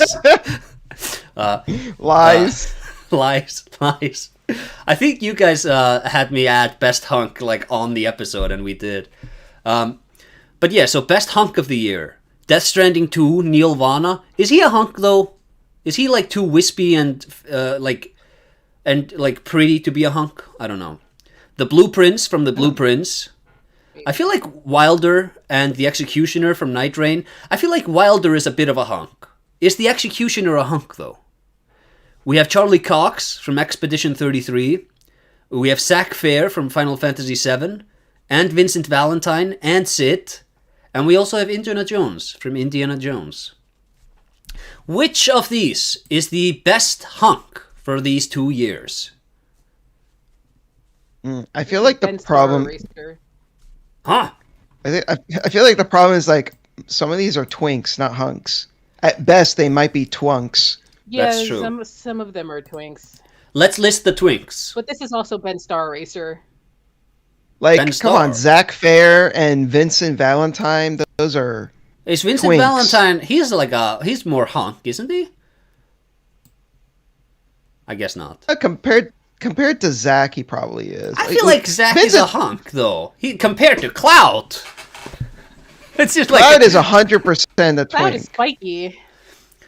When do you guys remember when Breath of the Wild came out? There was a year where so many profiles on YouTube were just cropped Breath of the Wild porn of Link getting railed in the ass by a goblin or something, but they would crop it so you wouldn't see the full image.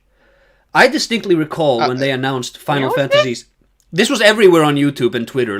People used this was an epidemic of this shit. At least in my mentions, notifications. I did not see this. See, the thing is, both of you definitely saw this. I don't use Twitter, so both of you 100% saw this. Everyone in chat saw this, but you've just papered over it because it was such a non-event in your head. I distinctly remember this, and I was so certain. This guy, not Twitter. No, this was when Breath of the Wild came out. This was during Twitter days. And I distinctly recall when Final Fantasy VII remake started coming out that I was like, oh my god, it's gonna happen again with Cloud. But it didn't. So I think Link has better twink potentials than Cloud Strife does. Maybe. I think with Link's a little more customizable compared to Cloud. Kopu's like, I'm back from the sauna. Who's winning? Link getting railed? Question mark emoji. What were you attracting on Twitter? Is what I'm asking. Look, I watch a lot of pornography. I watch a lot of gay anime boy pornography. Maybe that has something to do with it. No, I don't know. I saw this a lot. Like, it just in my notifications on YouTube, I would get like comments from people, and like I would look at the thumbnail, and it's like, oh wow, it's Link, and you just his lips are clearly wrapped around something, but you can't see what. It was like, oh, cool. Oh man. my god! I saw Oh my so much of God. that. I saw it more with Sidon, the fish guy. The fish guy. Yeah. I saw this one image that I thought was really funny. It was like, this is what he sees, and there was like a girl on her knees looking up at, and this is what you see, and it was the fucking Sidon, like Zora guy from Breath of the Wild. That was pretty good. So anyways, which one of these is Pretty the best funny. hunk of the year? Is the executioner Let's a go, hunk? Charlie Cox. It's gonna go with Charlie Cox. Charlie Cox gets 1 vote. Yeah. Also, the evolving cycle thing should be like level 3 at this point, I think. I think the Wilder. I feel like I've seen a lot of people thirsting for Wilder. Theo, what do you think? Isn't Wilder a bird? Wilder or Isn't Bird? Wilder a bird? No, Wilder is the main guy. The blue guy. Oh, is he? Yeah, the bird is the guardian. Blue guy. Huh. I would go with Charlie Cox, but this is Ben Star Eraser. All right then. Why do you say that? What is the Ben Starr story? Is he in the game too? Yeah, he's in Expedition Yeah. 33 also. Is he a better hunk? Is that the problem? To me, he's a better hunk. All right, I see. Well, you could nominate But they him are if you both want, hunks. and we could have a 3-way tie, and then we can do battle again. What do you think, chat? Do we want to do battle? We can do battle. No. We're giving it to Charlie Cox. Yeah. Um, I'll vote for Charlie. But I'll say I think it's very wholesome that he's very embarrassed by all the awards, and he's like, I don't even play video games. yeah, dude doesn't even play video games. He's like most of that performance is the mocap actor who was not him. yeah. He just voiced it. He's so humble. That only makes him more worthy of the awards. The next award goes to the most interesting new thing we saw in games this year. So new in this context doesn't mean it's never been done before, just like here's an interesting thing that happened, or an interesting thing a game did. Donkey Kong Bonanza had some breakable environments, which was cool. Death Stranding 2 went to Australia, which was pretty cool. Shadow of the Earth Tree Shadow Tree fragment system for leveling up was interesting. And Mario Kart World took Mario and put him in a cart. Which of these is the most interesting new thing we saw in a video game this year? I think I had the most fun with Donkey Kong out of these choices. Breaking stuff in Donkey Kong was pretty swag. All right. I think. Stuff is always pretty good though. It's always fun. What about going to Australia? That was pretty cool. Australia's more stressful than it is cool. Huh? You guys know What? the story of Howard Holt? No, who's that? Oh my god. Theo, do you know the story of Howard Holt? No, but you're going to tell us. Oh yeah. Clearly. Howard Holt is the former Prime Minister of Australia. He was the Prime Minister in like the 60s or the 70s or one of those terrible times to be alive. And he's famous because Howard Holt, the Prime Minister of Australia, while he was Prime Minister, one night he decided, I'm gonna go swimming in the ocean. And they never found him again. And then later, the Australians named a pool after him. That's it? That's the story? That's the story of Howard Holt.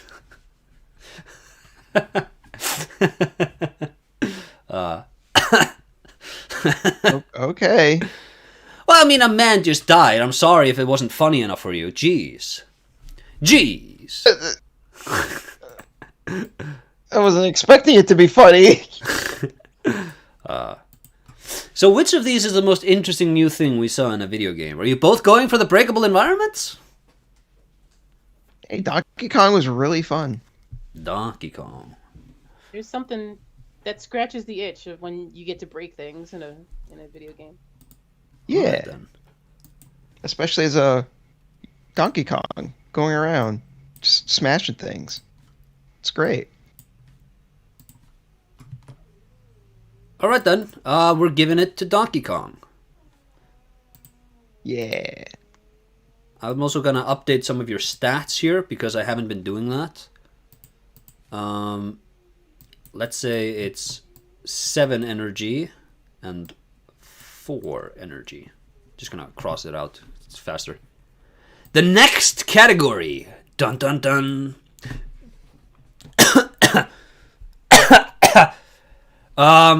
This is the award for the best gaming ambassador. So it's the award for the best person in the industry or like the community or whatever. And the nominees are Sam Lake did a funny dance. Ambassador. Todd Howard, his games just work. Ambassador. Harrison Ford showed up drugged to that Indiana Jones reveal. Ambassador. I actually think that was 2023, but whatever. Me, Acer. Ambassador. Jeff Keighley invited Kojima to his own humiliation ritual at the 2025 Game Awards. Ambassador? And David Cage has stayed hiding under whatever rock he hides under instead of inflicting upon us another game reveal. Ambassador? Question mark. I think I gotta go with David Cage. That's I gotta go. It has to be David Cage. It has to be. He's doing more good. He's doing more good hiding under a rock right now.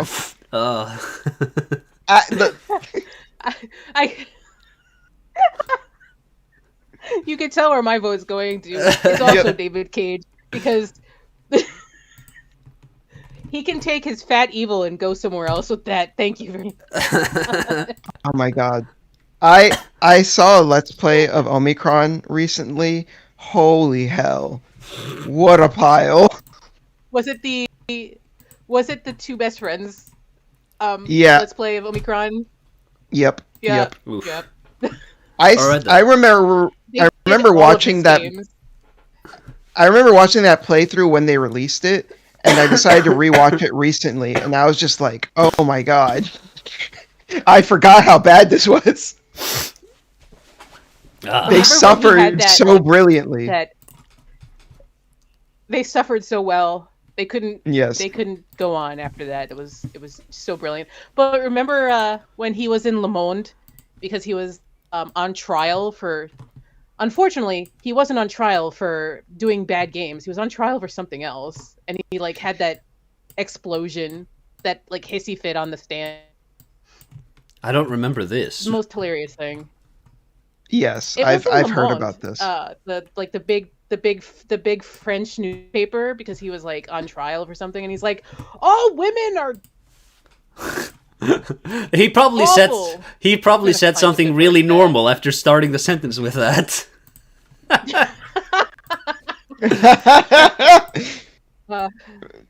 No normal person, right. David Cage. All right then, we'll give it to David Cage. Also, I've sent both of you 2 new cards, and I've updated your energy to 5. I forgot that the max was 5, Daniel. You'd accidentally had like 8 energy or whatever. Yeah, I did. I wasn't gonna say anything. I see. In that case, I'm going to give you a penalty to your heart. Because I didn't say anything? Yeah, you have to keep me honest. No, I don't. I'm not the one who made the rules for this fucking game. You did. You gotta keep yourself honest. We have to work together. It's a team effort. it's a team effort for me to hold you accountable for your rules that you created. Yeah, it's we all chip in together. Speaking of which, it's time for a new category, and it's the 2025 Festivus airing of grievances. What? What? So, What is this? this is the award where we air out all of the ways in which people have disappointed us this year or these years. So for me, I have 2 grievances I need to air out here. My woman, that's my woman in internetese, has slowly and steadily been getting me to upgrade all the furniture from the random crap I was given when I first moved it out. She thinks I am not aware of this phenomenon, or that it's somehow just organic, but I am aware and it's surely deliberate. And also she wants me to get like a headboard or a beautiful frame for the bed. And the other airing of grievance I have is me and the family went to laser tag earlier this year, and in spite of being the highest scoring player all 3 rounds, I was only on the winning team twice. So those are the grievances. You were hard carrying there, I guess. I was carrying. I carried everything. I had like 4,900 points in the final game. And my team had like 13,000 points, and we were like 8 together or something. I was a third of the team value, and that wasn't enough to carry my damn grandma and little kid nephews or whatever. Okay. But these are just my grievances. Feel free to add your own, chat. By which I mean Daniel and Theo. Just like relegating you. I feel like between A and B, A not being a real grievance, like B is more valid by comparison. A is a very real grievance. Oh wow. Your house is getting nicer with better furniture. You know what do you know what my woman did? Do you know what my woman did, Daniel? What? I used to have a really beautiful, really cool, incredibly red couch. Like an L-shaped couch. And she saw it when she first came over. She saw my apartment and she was like, "Wow, it's such a guy's apartment, you know?" She said that to me. I thought it was a compliment. She didn't mean it that way. And No. and in the preceding weeks, she proceeded to eat soups and sauce-heavy foods in the couch. And oops, I accidentally dripped a little in the couch. Oh my god, we gotta clean it or get a new one or whatever. And ever since we swapped out the couch, all of a sudden she's discovered that there's a table there she can put her soups and sauces. Uncool. So you think this was intentional subterfuge? You think this was like active? It was 100% sabotage. Intentional. It was completely intentional. Time to buy a new piece of furniture. But yeah, so the idea is that you would also add your own airing. You would air some of your own grievances to the category. You don't have to just vote for mine. You can air your own. My grievance is I'm supposed to get like 40 centimeters of snow tomorrow, and that sucks.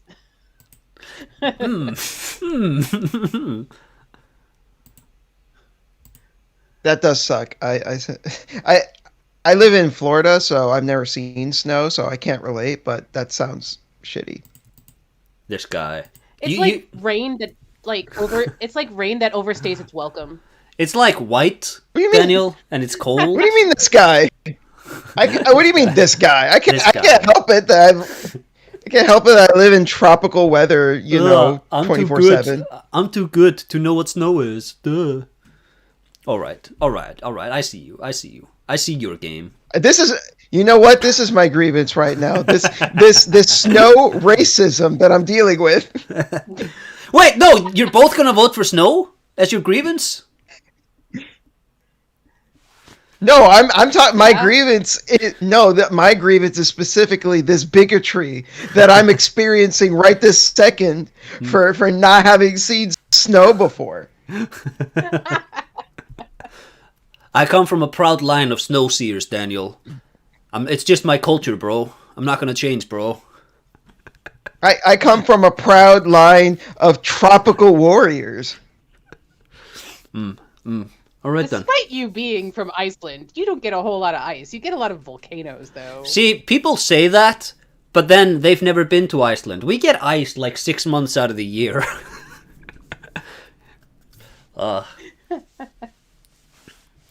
You know who never gets ice? Finland. They have it too easy. So, Too easy. they have it too easy. Meanwhile, That's another airing of grievance I have. The Finns. They have it too easy. No, I love Finland. Every Finnish person I know is a wonderful person. Jolly. They're jolly You can't- they're jolly like the Danes, but they're friendly like the Swedes. It's really interesting. You kind of reminded me a little bit of Swiss Guard from Metalocalypse, where he really doesn't like the Dutch. He's always like the Dutch. The Dutch.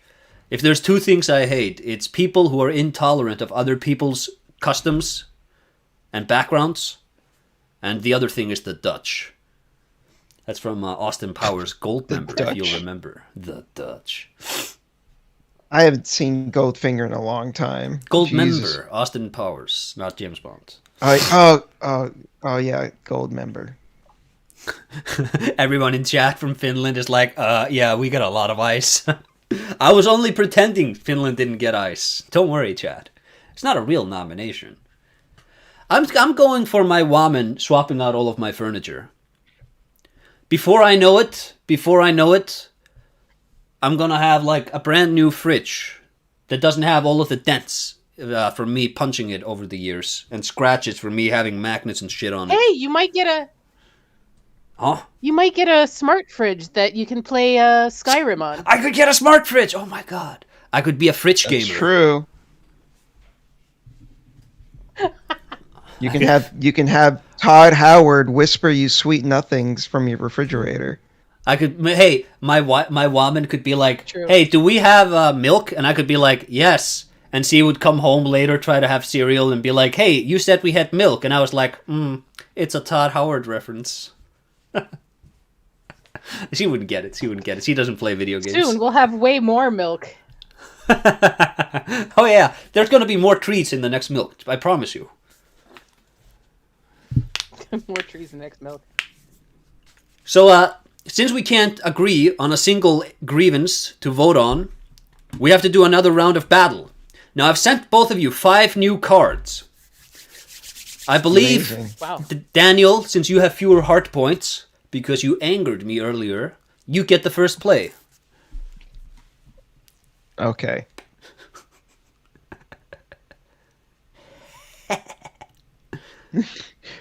What the hell are these cards? Also, I'm counting only the last 5 cards I've sent you as being in your hand, because I can't go back and scroll. What? And such. What? Yeah. You should have been playing the cards. Okay. Yeah. You gave me the same card twice. No, I didn't. Oh, then you have 2 You of did. it. Then you have 2 of it in your hand. Oh my god. I need to. Oh, that's a funny card. I know exactly. All right, what fine. picking up.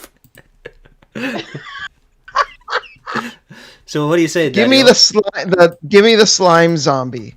Put him the out there. slime zombie. I've noticed, Daniel, you're kind of going for a zombie sort of focused playstyle. Is that intentional? Yes. Right then. I am a horror game enthusiast. Doesn't that make sense? Isn't that on brand? That would be on brand. Now you can pay 1 energy to summon 1 slime token. Do you want to do that? Sure, let's do it. But Let's do it. God damn it.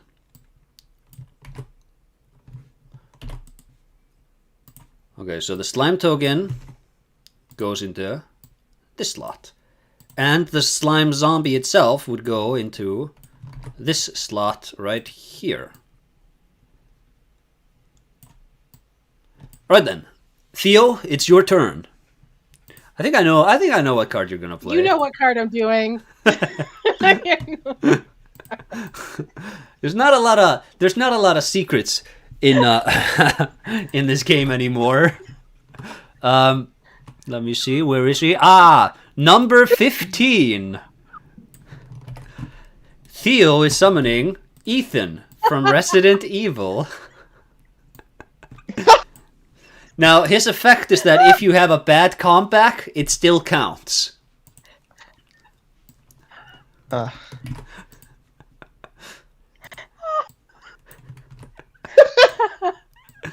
Theo, I'll also bring up, the Evolving Psycho thing is level 5. Meaning, at any point now, you could bring up a 2023 nominee into any of this. Even, you could bring up a grievance from 2023 if you want. But we could also just do battle right now. So I'm saying, you want to do battle? You could also summon more monsters, you guys, if you want. Or play other cards. Oh my goodness. I love how you knew exactly which card it was. As soon as I sent it, I was like, oh, hey, that's gonna hit the field soon.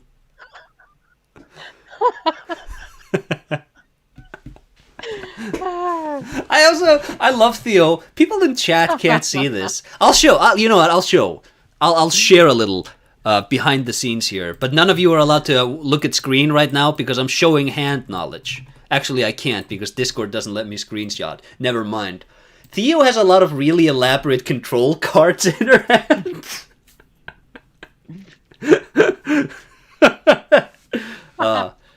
Is the slime zombie a waifu? No, it's like a zombie that's made of slime. Do you guys want to summon more monsters, or do you want to start the battle phase? We can start the battle. All right, then. You can also activate effects if you want. Yeah, sure, we can. Actually, I should put your energy down to 4, Daniel, because you activated your monster's effect. This is true. I did. You can I can summon in a monster, the Knower. You want to summon the Knower? This is one of the funniest things. The Knower. This is one of the funniest things I've ever created. I have no idea what it does.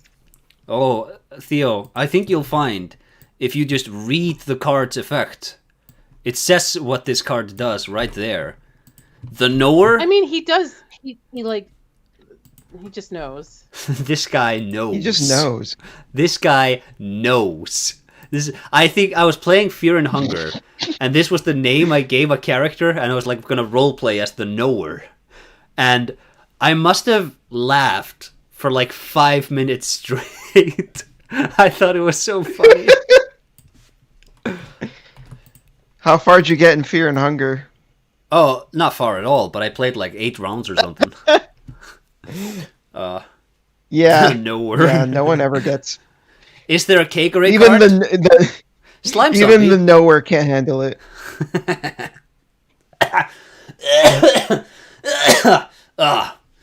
Smoking.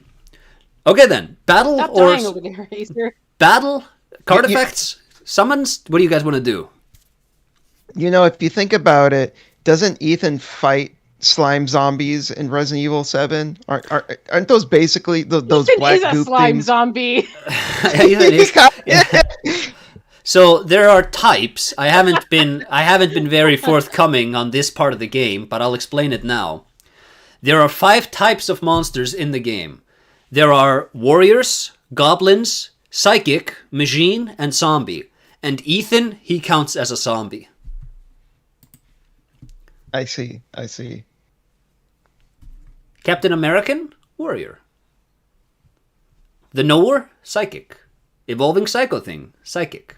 See, it all flows together. I had a fairy attribute. What? What about the 2-eyed Cyclops? What did you ask? What about the 2-eyed Cyclops? What is he? Well, like I was saying, I had fairy. That used to be a type, and he used to be fairy, but I swapped him over into being a warrior.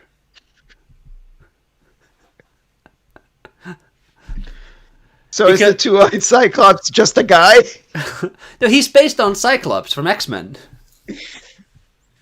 Oh, wait. He shoots two lasers then.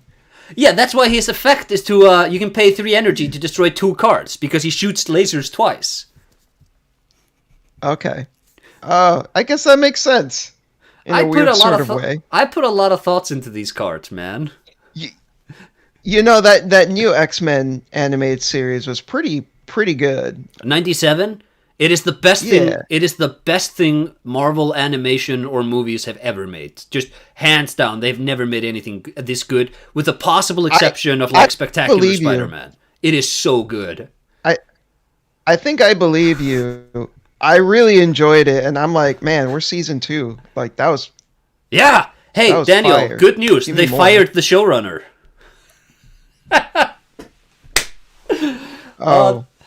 He was. Are you serious? Oh, season 2.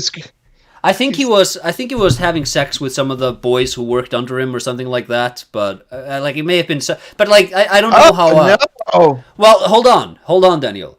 I don't know how big the accusations are, because I think this was something that came out in like a leaked chat and not through official channels.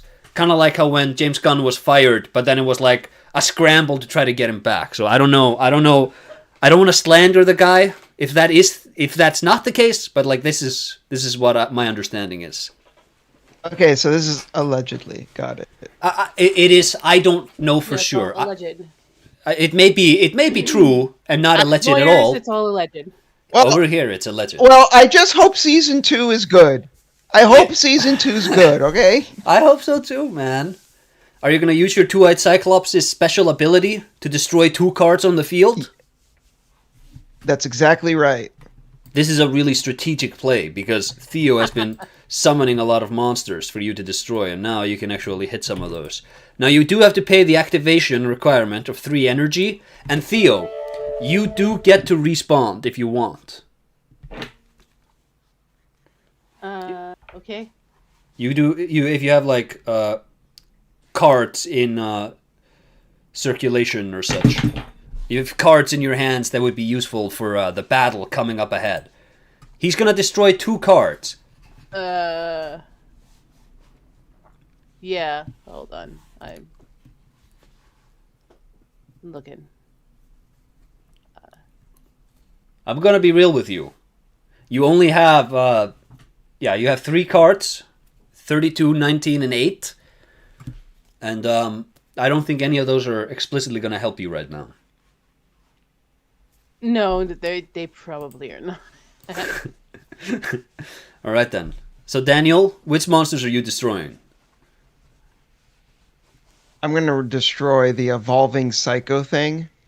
You can. Its effect is it's a persistent effect even if the monster is destroyed. Do you still want to destroy it? Well, so because it reached level 5, and that gives Theo the ability to once during this entire showcase bring up a 2023 game to nominate if she's disappointed with any of the nominees on the board. So say we're doing like Game of the Year, and she doesn't like any of the games, she can be like, Resident Evil 4 Remake, or like Baldur's Gate 3 or whatever. That effect remains. That effect remains, but you can only use it once. Okay. Well, I'm still going to destroy that creature, and I'm also going to kill Ethan. Ethan from Resident Evil. Yes. All right then. That's actually. I'm intrigued by the knower. I want the knower to stick around. So Ethan, Theo.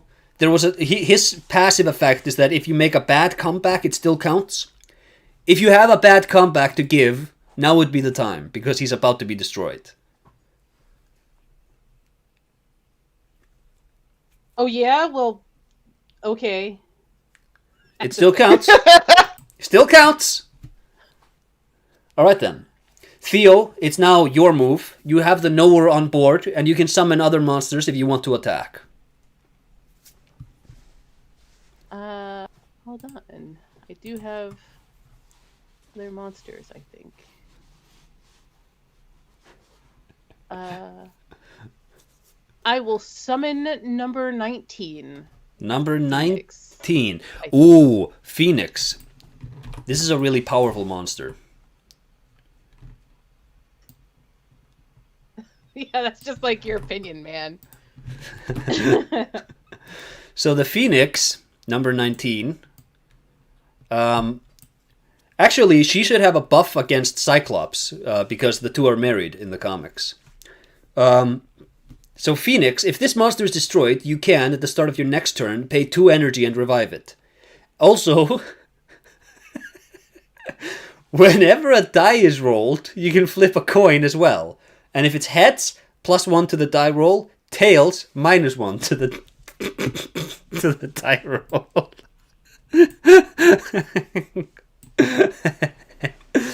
Do you want to summon something else?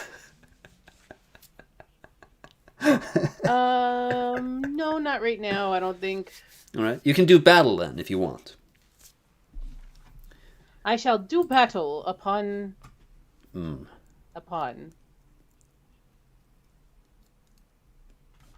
Yeah. All right. Yeah. Let us battle upon two-eyed Cyclops. The two-eyed Cyclops has been destroyed. You have another monster if you want to attack. I shall use the other monster to bonk on the slime zombo. Ooh, the slime zombie. Daniel, that's going to be a really tough hit for you because when the monster is destroyed, the token is destroyed as well.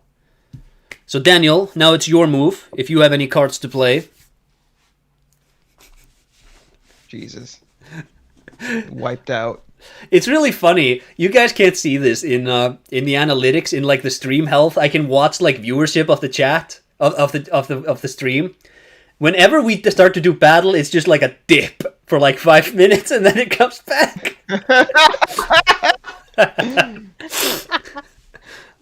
This is a prison of your own making, Acer. I think this is really funny. I don't care what the viewers think. I'm having fun. So Daniel, also remember Daniel, you have 2 copies of one monster. Yeah. Thanks. It's random. I'm scrambling and giving people random cards. All right, I guess I'll use one of them. All right then.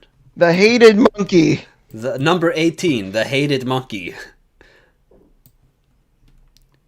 So, the hated monkey has a unique. It's kind of a control effect, or like a passive effect that affects the game. It affects like the nominees. So whenever a monkey is in a game being discussed, that game loses 18% persuasion. Do you want to? I don't even remember what game we were talking about. Huh? We're talking about the Festivus airing of grievances. So we're not talking about any game with monkeys. No, not right now, but it's a passive. So the effect has no relevance now. Not this turn, but keep him on the board, and you might be able to control the flow of the game state. So, Daniel, would you want to summon something more, or are you happy with what you have? So I have a question. If I send out another monkey, does the effect stack? The effect stacks. Send in the other monkey. Wow. Send in the monkeys. This is a really interesting deck you've been building up here. Yeah, I have a stone Captain America and two monkeys. Yes. I'm just picturing like 2 really angry monkeys next to like a stone statue of Captain America. Do you want to play any other cards, or do you want to move into your battle phase? Now let's fight. Who do you want to attack? The Phoenix, get it out of here. All right, Theo, do you have anything to respond with? I don't know. I think all I have are monsters.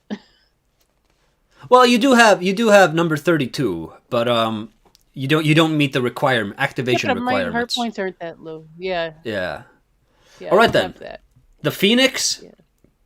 is destroyed, but it has a special ability to be revived at the start of the next turn if you pay 2 energy, Theo. So I'm keeping it here on the side.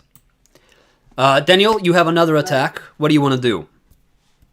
Get rid of the knower. You don't want to know what the knower does. I Doesn't don't want matter. to know. It doesn't He matter knows anymore. things, you know. The knower has been destroyed. All right then, Theo, it's your move. Do you want to play, or do you want to go back to the Festivus airing of grievances? Let's go back to the Festivus airing. Yeah. All right then. All right then. Can you guys give me 1 second? I will be right back. I'm sorry. Just give me 1 minute. This is really ooh. Theo, do you know what that means? That means if you vote for something and I vote What? for something, it would be a tie. So like Alright, just give me a minute. I'll be right back. Daniel's Oh, no. voting power has been split in half between the two of us. Oh no.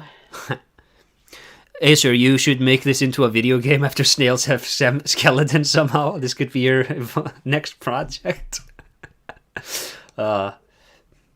Just like Yu-Gi-Oh with... I appreciate the Bucket Man for like sitting through all that. We didn't lose any viewers during this duel, I'll say. I think people have sort of been browbeaten into just keep watching. But yeah, so I'm wondering, do you have any other airing of grievances? I'm wondering if I have any. My life is not like terrible. Yeah, I'm just mad at the snow. The snow. Incoming snow tomorrow. You know, the thing is, there's no snow in Iceland. Hasn't been snow basically all year. So I can't vote for that. I could vote for it if you want to be mad at the snow last year. Like I could be mad at the snow last year. Did I have snow? But yeah, did you have snow then? Because if you did, we could both vote for that, and then we could move on from the Festivus airing of grievances to the next category. Yeah, I think so. All right then. It's the snow. Moving on then. This is going to be fun for Daniel to come back to. It's 15. The Game Awards award for the best villain.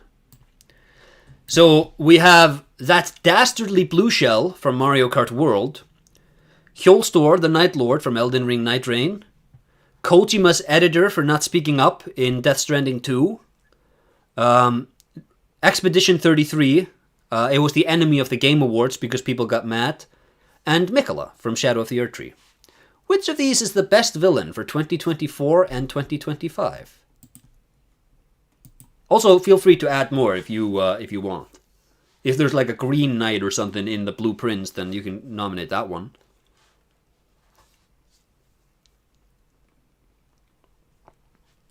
I'm thinking, for me, I really enjoyed Hjolstor. I like his design. I like his lore, to the extent that there is lore. I think Mikola is an interesting villain. Very different from what From Software has done before. Much less Griffith, much more Rosine from the Lost Children arc. If people remember that. Because Mikola's great crime is just naivete and childish ignorance of the ways of the world. I guess Troy Baker came back in Death Stranding 2. But I didn't really love the story in that game. Oh, hey, Daniel. All right, what I missed? You missed. We voted that Snow, but last year was the Festivus winner, and now we're doing best villain. You can see the nominees on the board. Theo, which one of these do you think is which one of these or any others that you might think to nominate do you think are the best villains?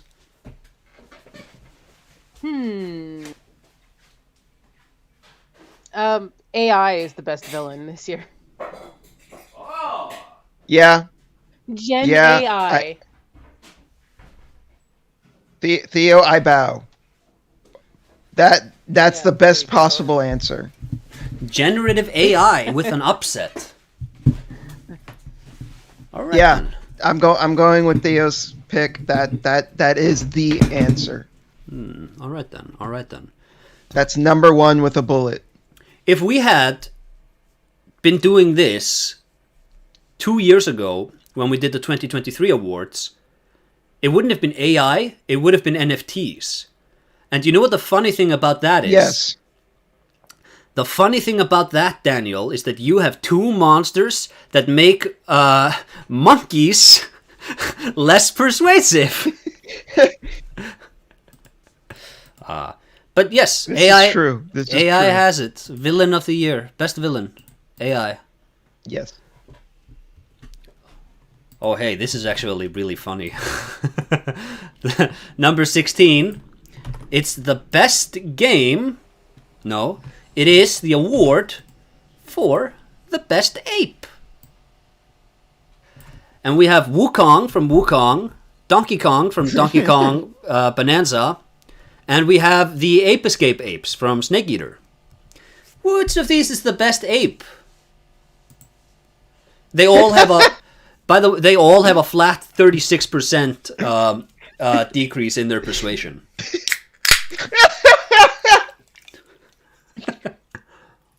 Amazing.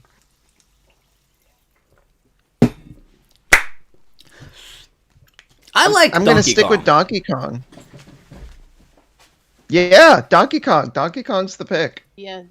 Donkey Kong's the original, yeah. My good friend Shayna from Jersey, she sent me a Donkey Kong tie once that I still have in the original packaging, and I'm just chomping at the bits for the correct opportunity to wear that tie. It's so cool. So, not Donkey Kong related, but it is clothing related. Oh, My sister got me a button-up Silent Hill 2 shirt that has nurses and a pyramid head and the mannequins on it, and I'm just like, I have no idea what possible situation would warrant me wearing this shirt, but I'm waiting. I have I got the limited edition James Sunderland jacket from the remake. It's just in my regular rotation. It's a really comfortable jacket. The pockets are kind of small, but it's really comfortable. Good material. Oh. They also gave me a flashlight and a map of Silent Hill. Really cool. That's pretty Just neat. in case. Yes. My sister also got me a beer glass from Bar Neely's, Is that like fancy? and on the glass it said, it's a nice glass. It also says there was a hole here. It's gone now. Ooh, that's good. Yeah, it's. I'll send a picture. It's pretty sick. Mikola is cool. Wish I'd looked like him. I kind of look like Mikola. People say I look a lot like Mikola. Right? Sure you do. People? I look nothing like Mikola. I look like I've shown photos of me, but There you go. That's the glass. Let me see. Let me see the glass. Show me the glass. I must see the Ooh. glass. It should have said there was a beer here. It's gone now. Daniel, I'm gonna show this in the. Jesus Christ, that's a large image.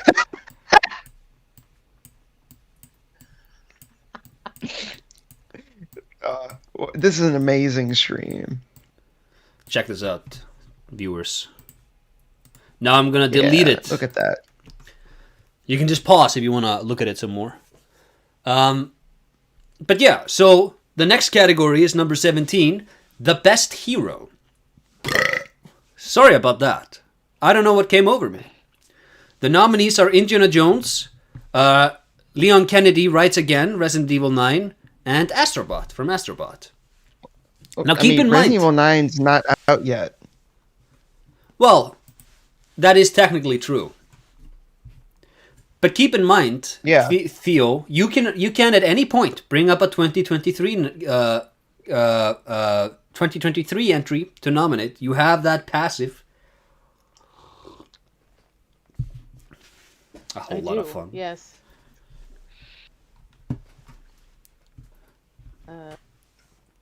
For the record, I'm voting Leon Kennedy. I mean, A character from a game that hasn't come out yet. I have faith. I have belief. No waifu hero.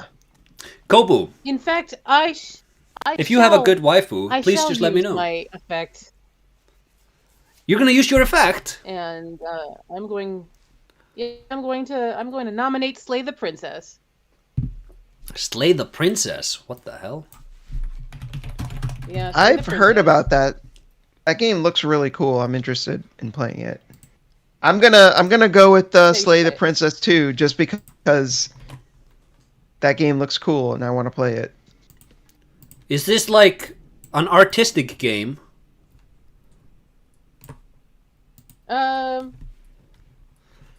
Is it? I don't know if it is. You would like it, actually, Acer. Huh? I think. We all know that Acer loves his artsy fartsy games. This is known. Yeah. No. Yeah. Yeah. Why are we looking at like crying troll face? No, it's the Soy Jack. No, don't do that. Soy Jack. It's just a little fun. This is upsetting.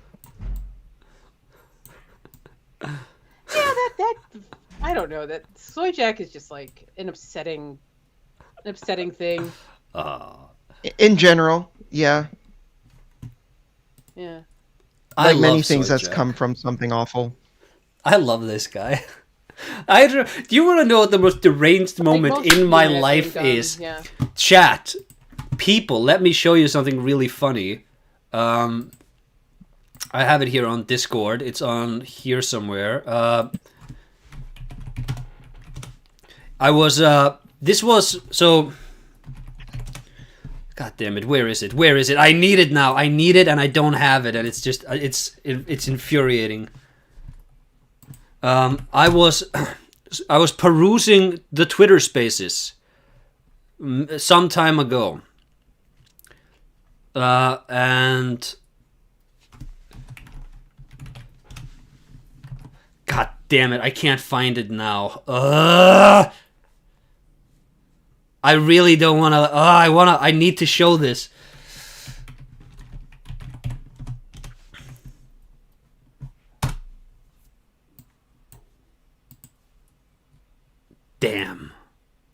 Damn, I don't have it. This is really upsetting if I don't find it.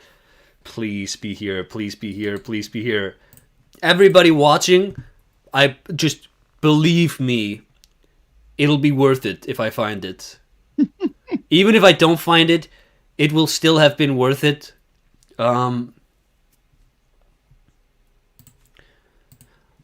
It is somewhere in my Discord. God damn it, where did I post it? It must be in, like, random things, maybe?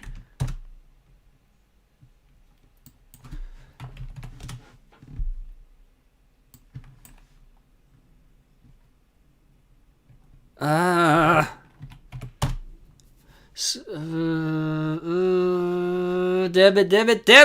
it! Chat, I'm really sorry. I don't think I'm gonna find it. So what happened was I was doodling. I was just perusing Twitter one day, as I do, and I saw Neil deGrasse Tyson. I hate that guy, and he was doing his usual shtick of like being an asshole. Actually, like, if you really think about it, nothing matters in the world. Like, being a total dweeb. pedantic. Yeah, just like for no reason you're doing this stuff, and like who is this for? And I decided because in a like in a fury, I decided In a rage. in a monstrous rage, I decided that I needed to do a Neil deGrasse Tyson soy jack. And I did. And I was like sitting there furiously like doodling the Neil deGrasse Tyson soy jack for like 20 minutes. And my girl walked in on me. She was like coming home and she stood over me and saw me doing it and she was like, "What are you doing?" And I caught myself in the moment. It was just like, I don't know. I feel like I've lost control of my fucking life.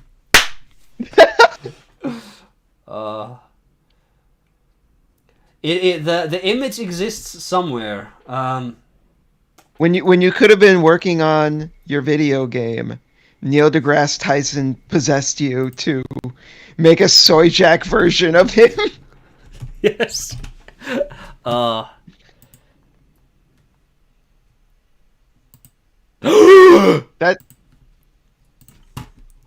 Everybody look on What'd you screen find? right now. Oh boy. you found it. I found it. Oh God. Why does his fingers look so bad? I was not look. I was not charitable to the guy, but he's been a pedantic hint. jerk on Twitter for years. He has been. This is true. I can see why your woman was like, dude, what are you doing? Actually, nothing matters. We're just like a speck of nothing floating into space. But please don't kill me or anything. This guy, get out of here. So yeah, you two are both. He's You're not voting. as great. He's not as good as Carl Sagan. No, but I feel like Sagan was Carl. way better. I feel like Carl one would Sagan. agree. I feel like Carl Sagan would have sucked just as much, but he didn't have social media. I don't know about that. Because I remember Neil deGrasse Tyson, he didn't used to be this way. I think social media has sort of rotted him. I think that if he didn't have social media to sort of to sort of light up his worst impulses, he wouldn't do this. Because he's like probably just a perfectly decent, fine guy, like funny or whatever. But like nobody survives Twitter. You guys are both voting for that 2023 game. What's it called? Slay the Princess. Slay the Princess. That's right. Slay That's the right. princess. Yeah, that. You know what? I'm currently in the middle of playing Witcher 3. After I'm done with that, I'm gonna play Slay the Princess. All right then. Now, the next award is the Essays and Espresso winner for having played most of the games in this list. So whoever has played the most wins the coveted Most Games in This List Played award. And the nominees are just a bunch of games from these years. So who has played the most games from these 2 years we're awarding games for? I played some. I don't know. It's definitely not me. I feel like I played a decent amount. Theo, since Daniel and I are both voting for ourselves, you get to break the tie. Well, how many have you both played? Daniel, how many have you played? Just the ones that have been listed so far.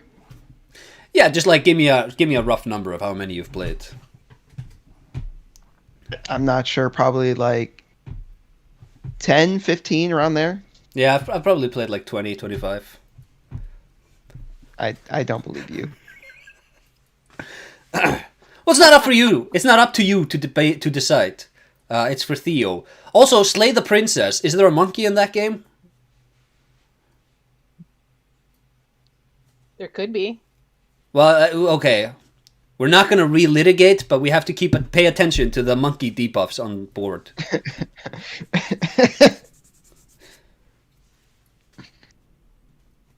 You All said the same right. thing about Bloodborne coming back and still no Bloodborne. How can I believe? Everybody All believes. right. That's a good point. Somebody That's a good choose point. heads or tails. You're gonna do heads or tails?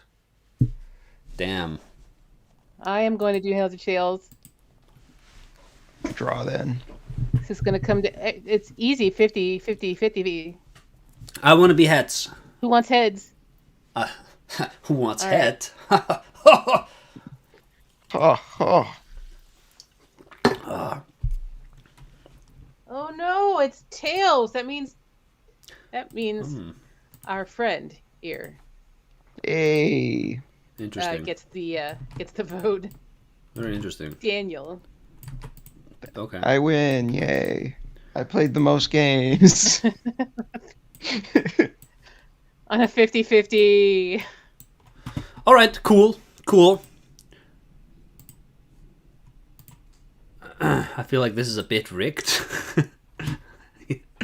All right then. So hey, it was the luck. It was the luck of the draw, man. I'm reading chat. Chat was saying it was rigged. I happen to agree, but I don't. Hey, I just administer. Sure. I don't try to get involved. I'm gonna draw a soy check. I'm looking at the chat as well. No one's saying that. Copel just said it. They said that.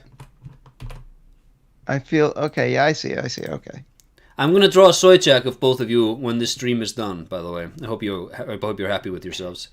The next category. Nice argument.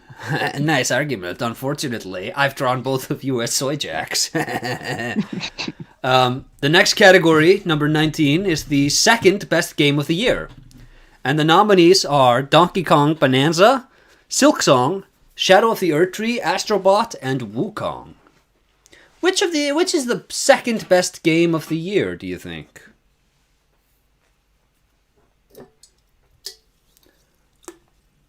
Let's go with Erdtree. I think Shadow of the Erdtree was really good. Yeah.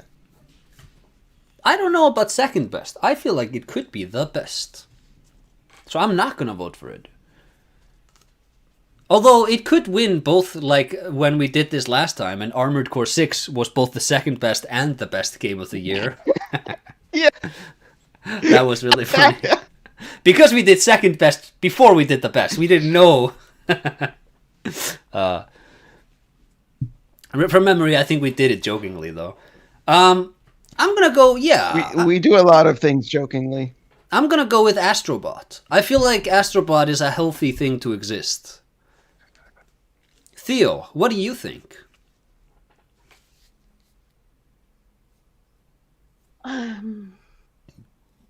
Astrobot's really good, but is it the best good? Does it have maybe... Second Song's best. pretty good. Is it the second best good? Is it the second best good?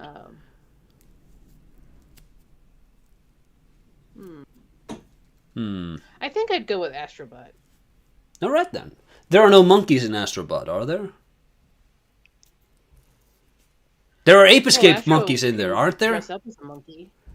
Ah. Yeah, there's Ape.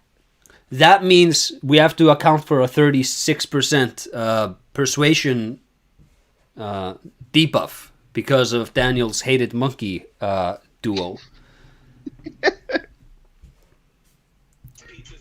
Yeah, there's an Ape Escape. All right, then. There's an Ape Escape level. In that case, I want to give it to Donkey Kong, but that's also a debuff. So I guess I'd give it to... Shadow of the Erdtree. Okay. Which that debuff really did a number. Well, it's like it's the game. It's what it is. The next category is for the best game of the year. And the nominees are Dun, dun, dun, dun. The Last of Us Part 2 Remastered, Silent Hill 2 Remake, Metal Gear Solid 3 Remake, or Final Fantasy VII Remake Part 2. Which is the best game of these 2 years? I'm going to say none of these. It's actually Dispatch. I mean, for one, it's not a fucking that's sequel. It's not a sequel. It's not a remaster. It's not a remake. It's its own unique IP. It came out of nowhere, and it was awesome. All right. I'm gonna go with. It also has. Okay, I'll go with Dispatch. Wait a minute, Theo. You have to consider the whole sort of broad range of things. Okay. Are you still going with Dispatch?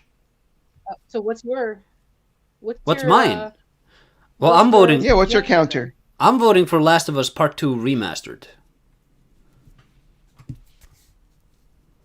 Just A because. remaster of a play it on sequel. a smart refrigerator? Can you play it on a smart fridge? Last of Us Part 2? Yeah. My Sony branded PlayStation fridge. I think they call it Fridge Station. No, I'm going actually. with Dispatch. Dispatch. Yeah. The fridge station. You know, where is Sony on that stupid car that they're trying to, like, that PlayStation car? What? They're trying to make a PlayStation car? I think this is pretty deep lore. Yes. Hold on. It's the Afila EV. This is really deep lore. It's only a concept car, but like the Afila is like a $90,000 to $100,000 US car.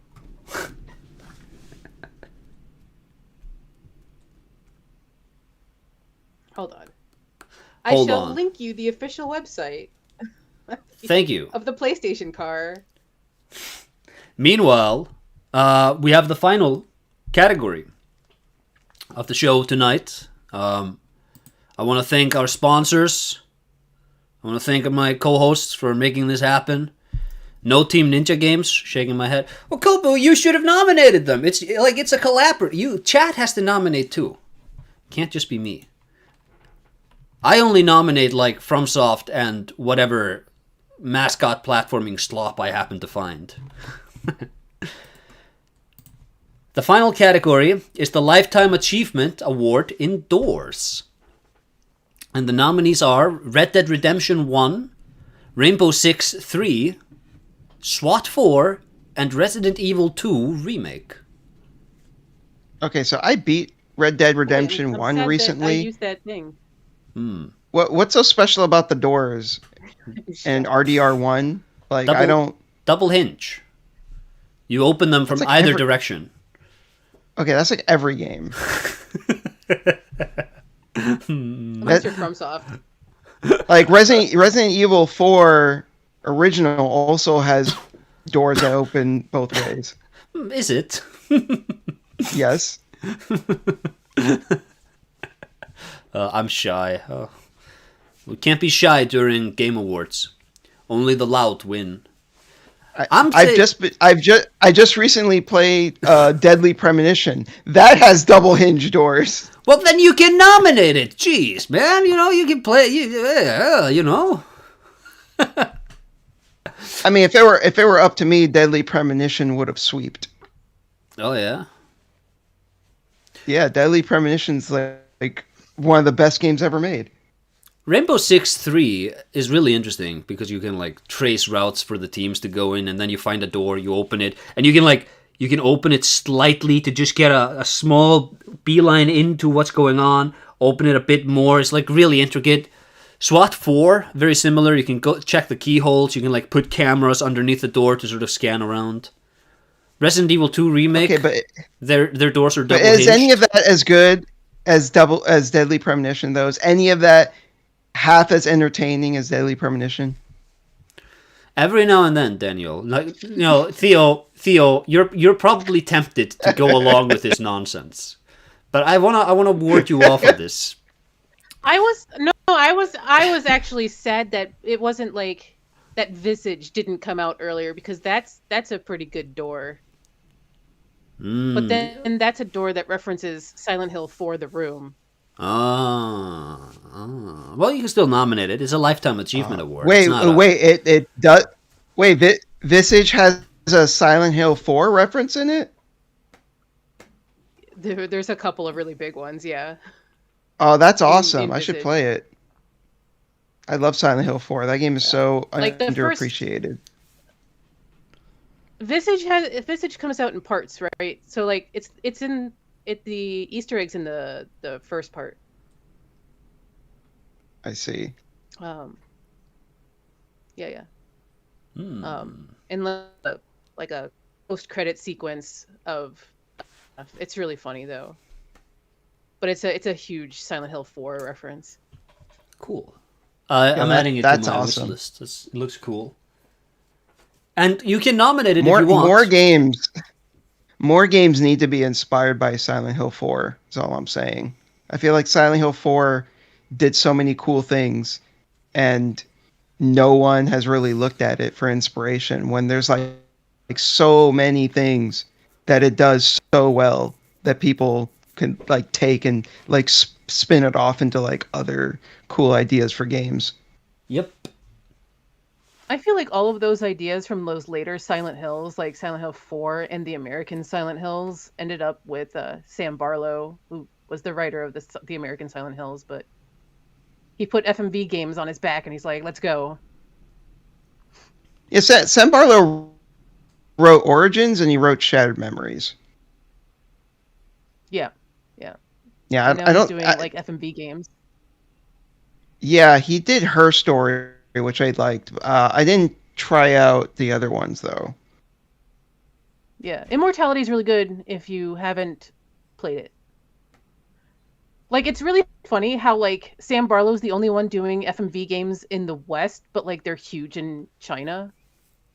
Like there's an FMV game from China that like actually hit the New York Times the other day because it's like tackling a fear of being kidnapped to Thailand to be a scammer. Oh, I think the that's apartment interesting. section of Fatal Frame Yeah. 3 were probably inspired by Silent Hill 4. Maybe. I need to get on those Fatal Frames. Oh. Yeah, I haven't played the Fatal Frame games yet. They're coming out with a Fatal remake Frame of 2 2. is my favorite one.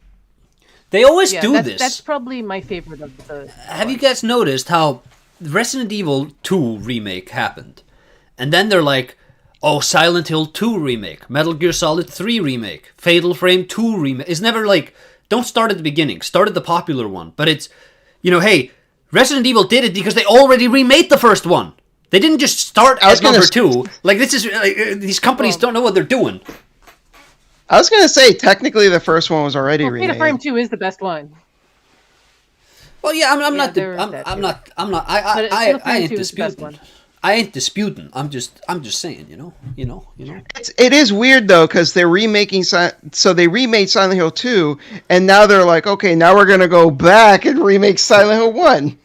I do kind of see, like, there is a bit of logic there, though, because, like, Silent Hill 2, its own thing. Silent Hill 1 and 3 is, like, a continuum story. So it's like, it kind of makes sense, I guess. Metal Gear Solid 3, it's like, okay, it's earliest in the chronology. Like, yeah, maybe it makes a bit of sense if you want to release the games, like, in chronology rather than in release order. Like, but I don't know. I feel like it's stupid. Just start at the first one. If the first one's good, start at the first one. Or don't do it at all and just let people play the originals. But yeah, Lifetime Achievement Award, indoors. I have a lot of time for SWAT 4. I think that's a very underrated, under-discussed game.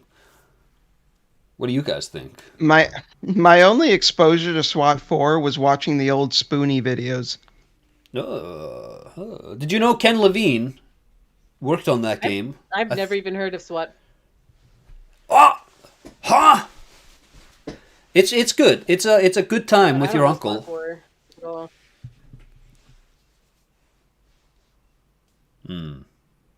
Was there a SWAT 1, 2, and crap. 3? You guys want to I crap? don't know. Do we want crack? What did you say? No, crepes. Crepes. Do you want crepes? I want a crepe. I like crepes. Although I'm probably gonna have Chipotle tonight. Hey, guess what I'm gonna have? What? Like, Steak? no, like chicken. Maybe some cheese. Oh, that's right. You said that earlier. Chicken and cheese.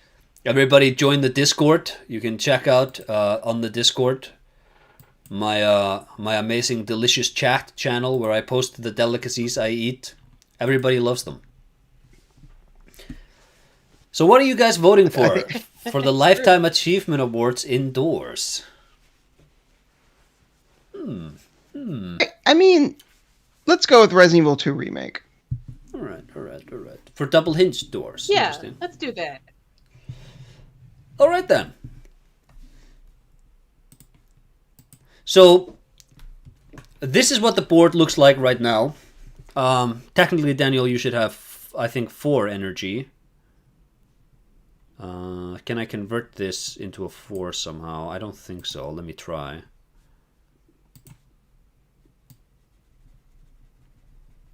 Yeah, it's looking less like a 3 and more like the Big Dipper. Hold on.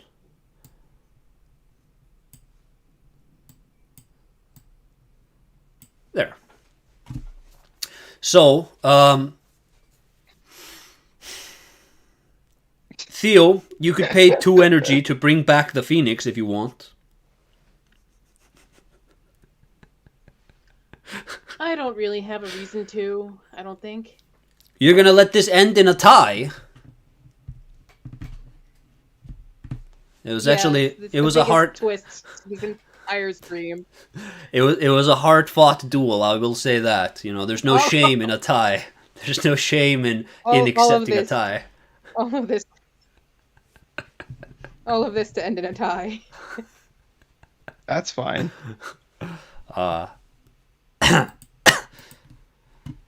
Did I have any other funny cards I wanted to display? A lot.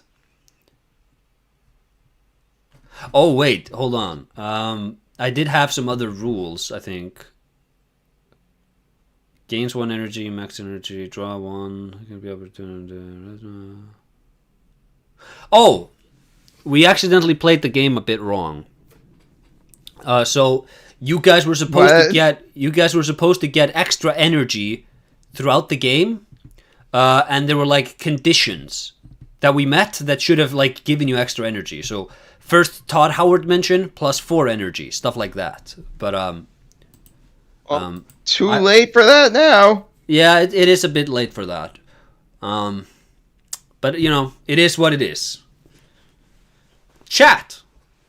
This has been the Game Awards 2025 and 2024. This ain't your grandpappy's Game Award. Jeff Keighley could not construct something of this nature. You know that. Do you guys want to give some plugs? Putting advertisements in his. Oh yeah, we didn't like. Maybe I don't know if my streams run ads. Actually, it might have. Sorry, guys, if you were made to watch ads. I'm sorry. I'm sorry about forcing you to watch ads. But you know, it's just a thing. It is what it is.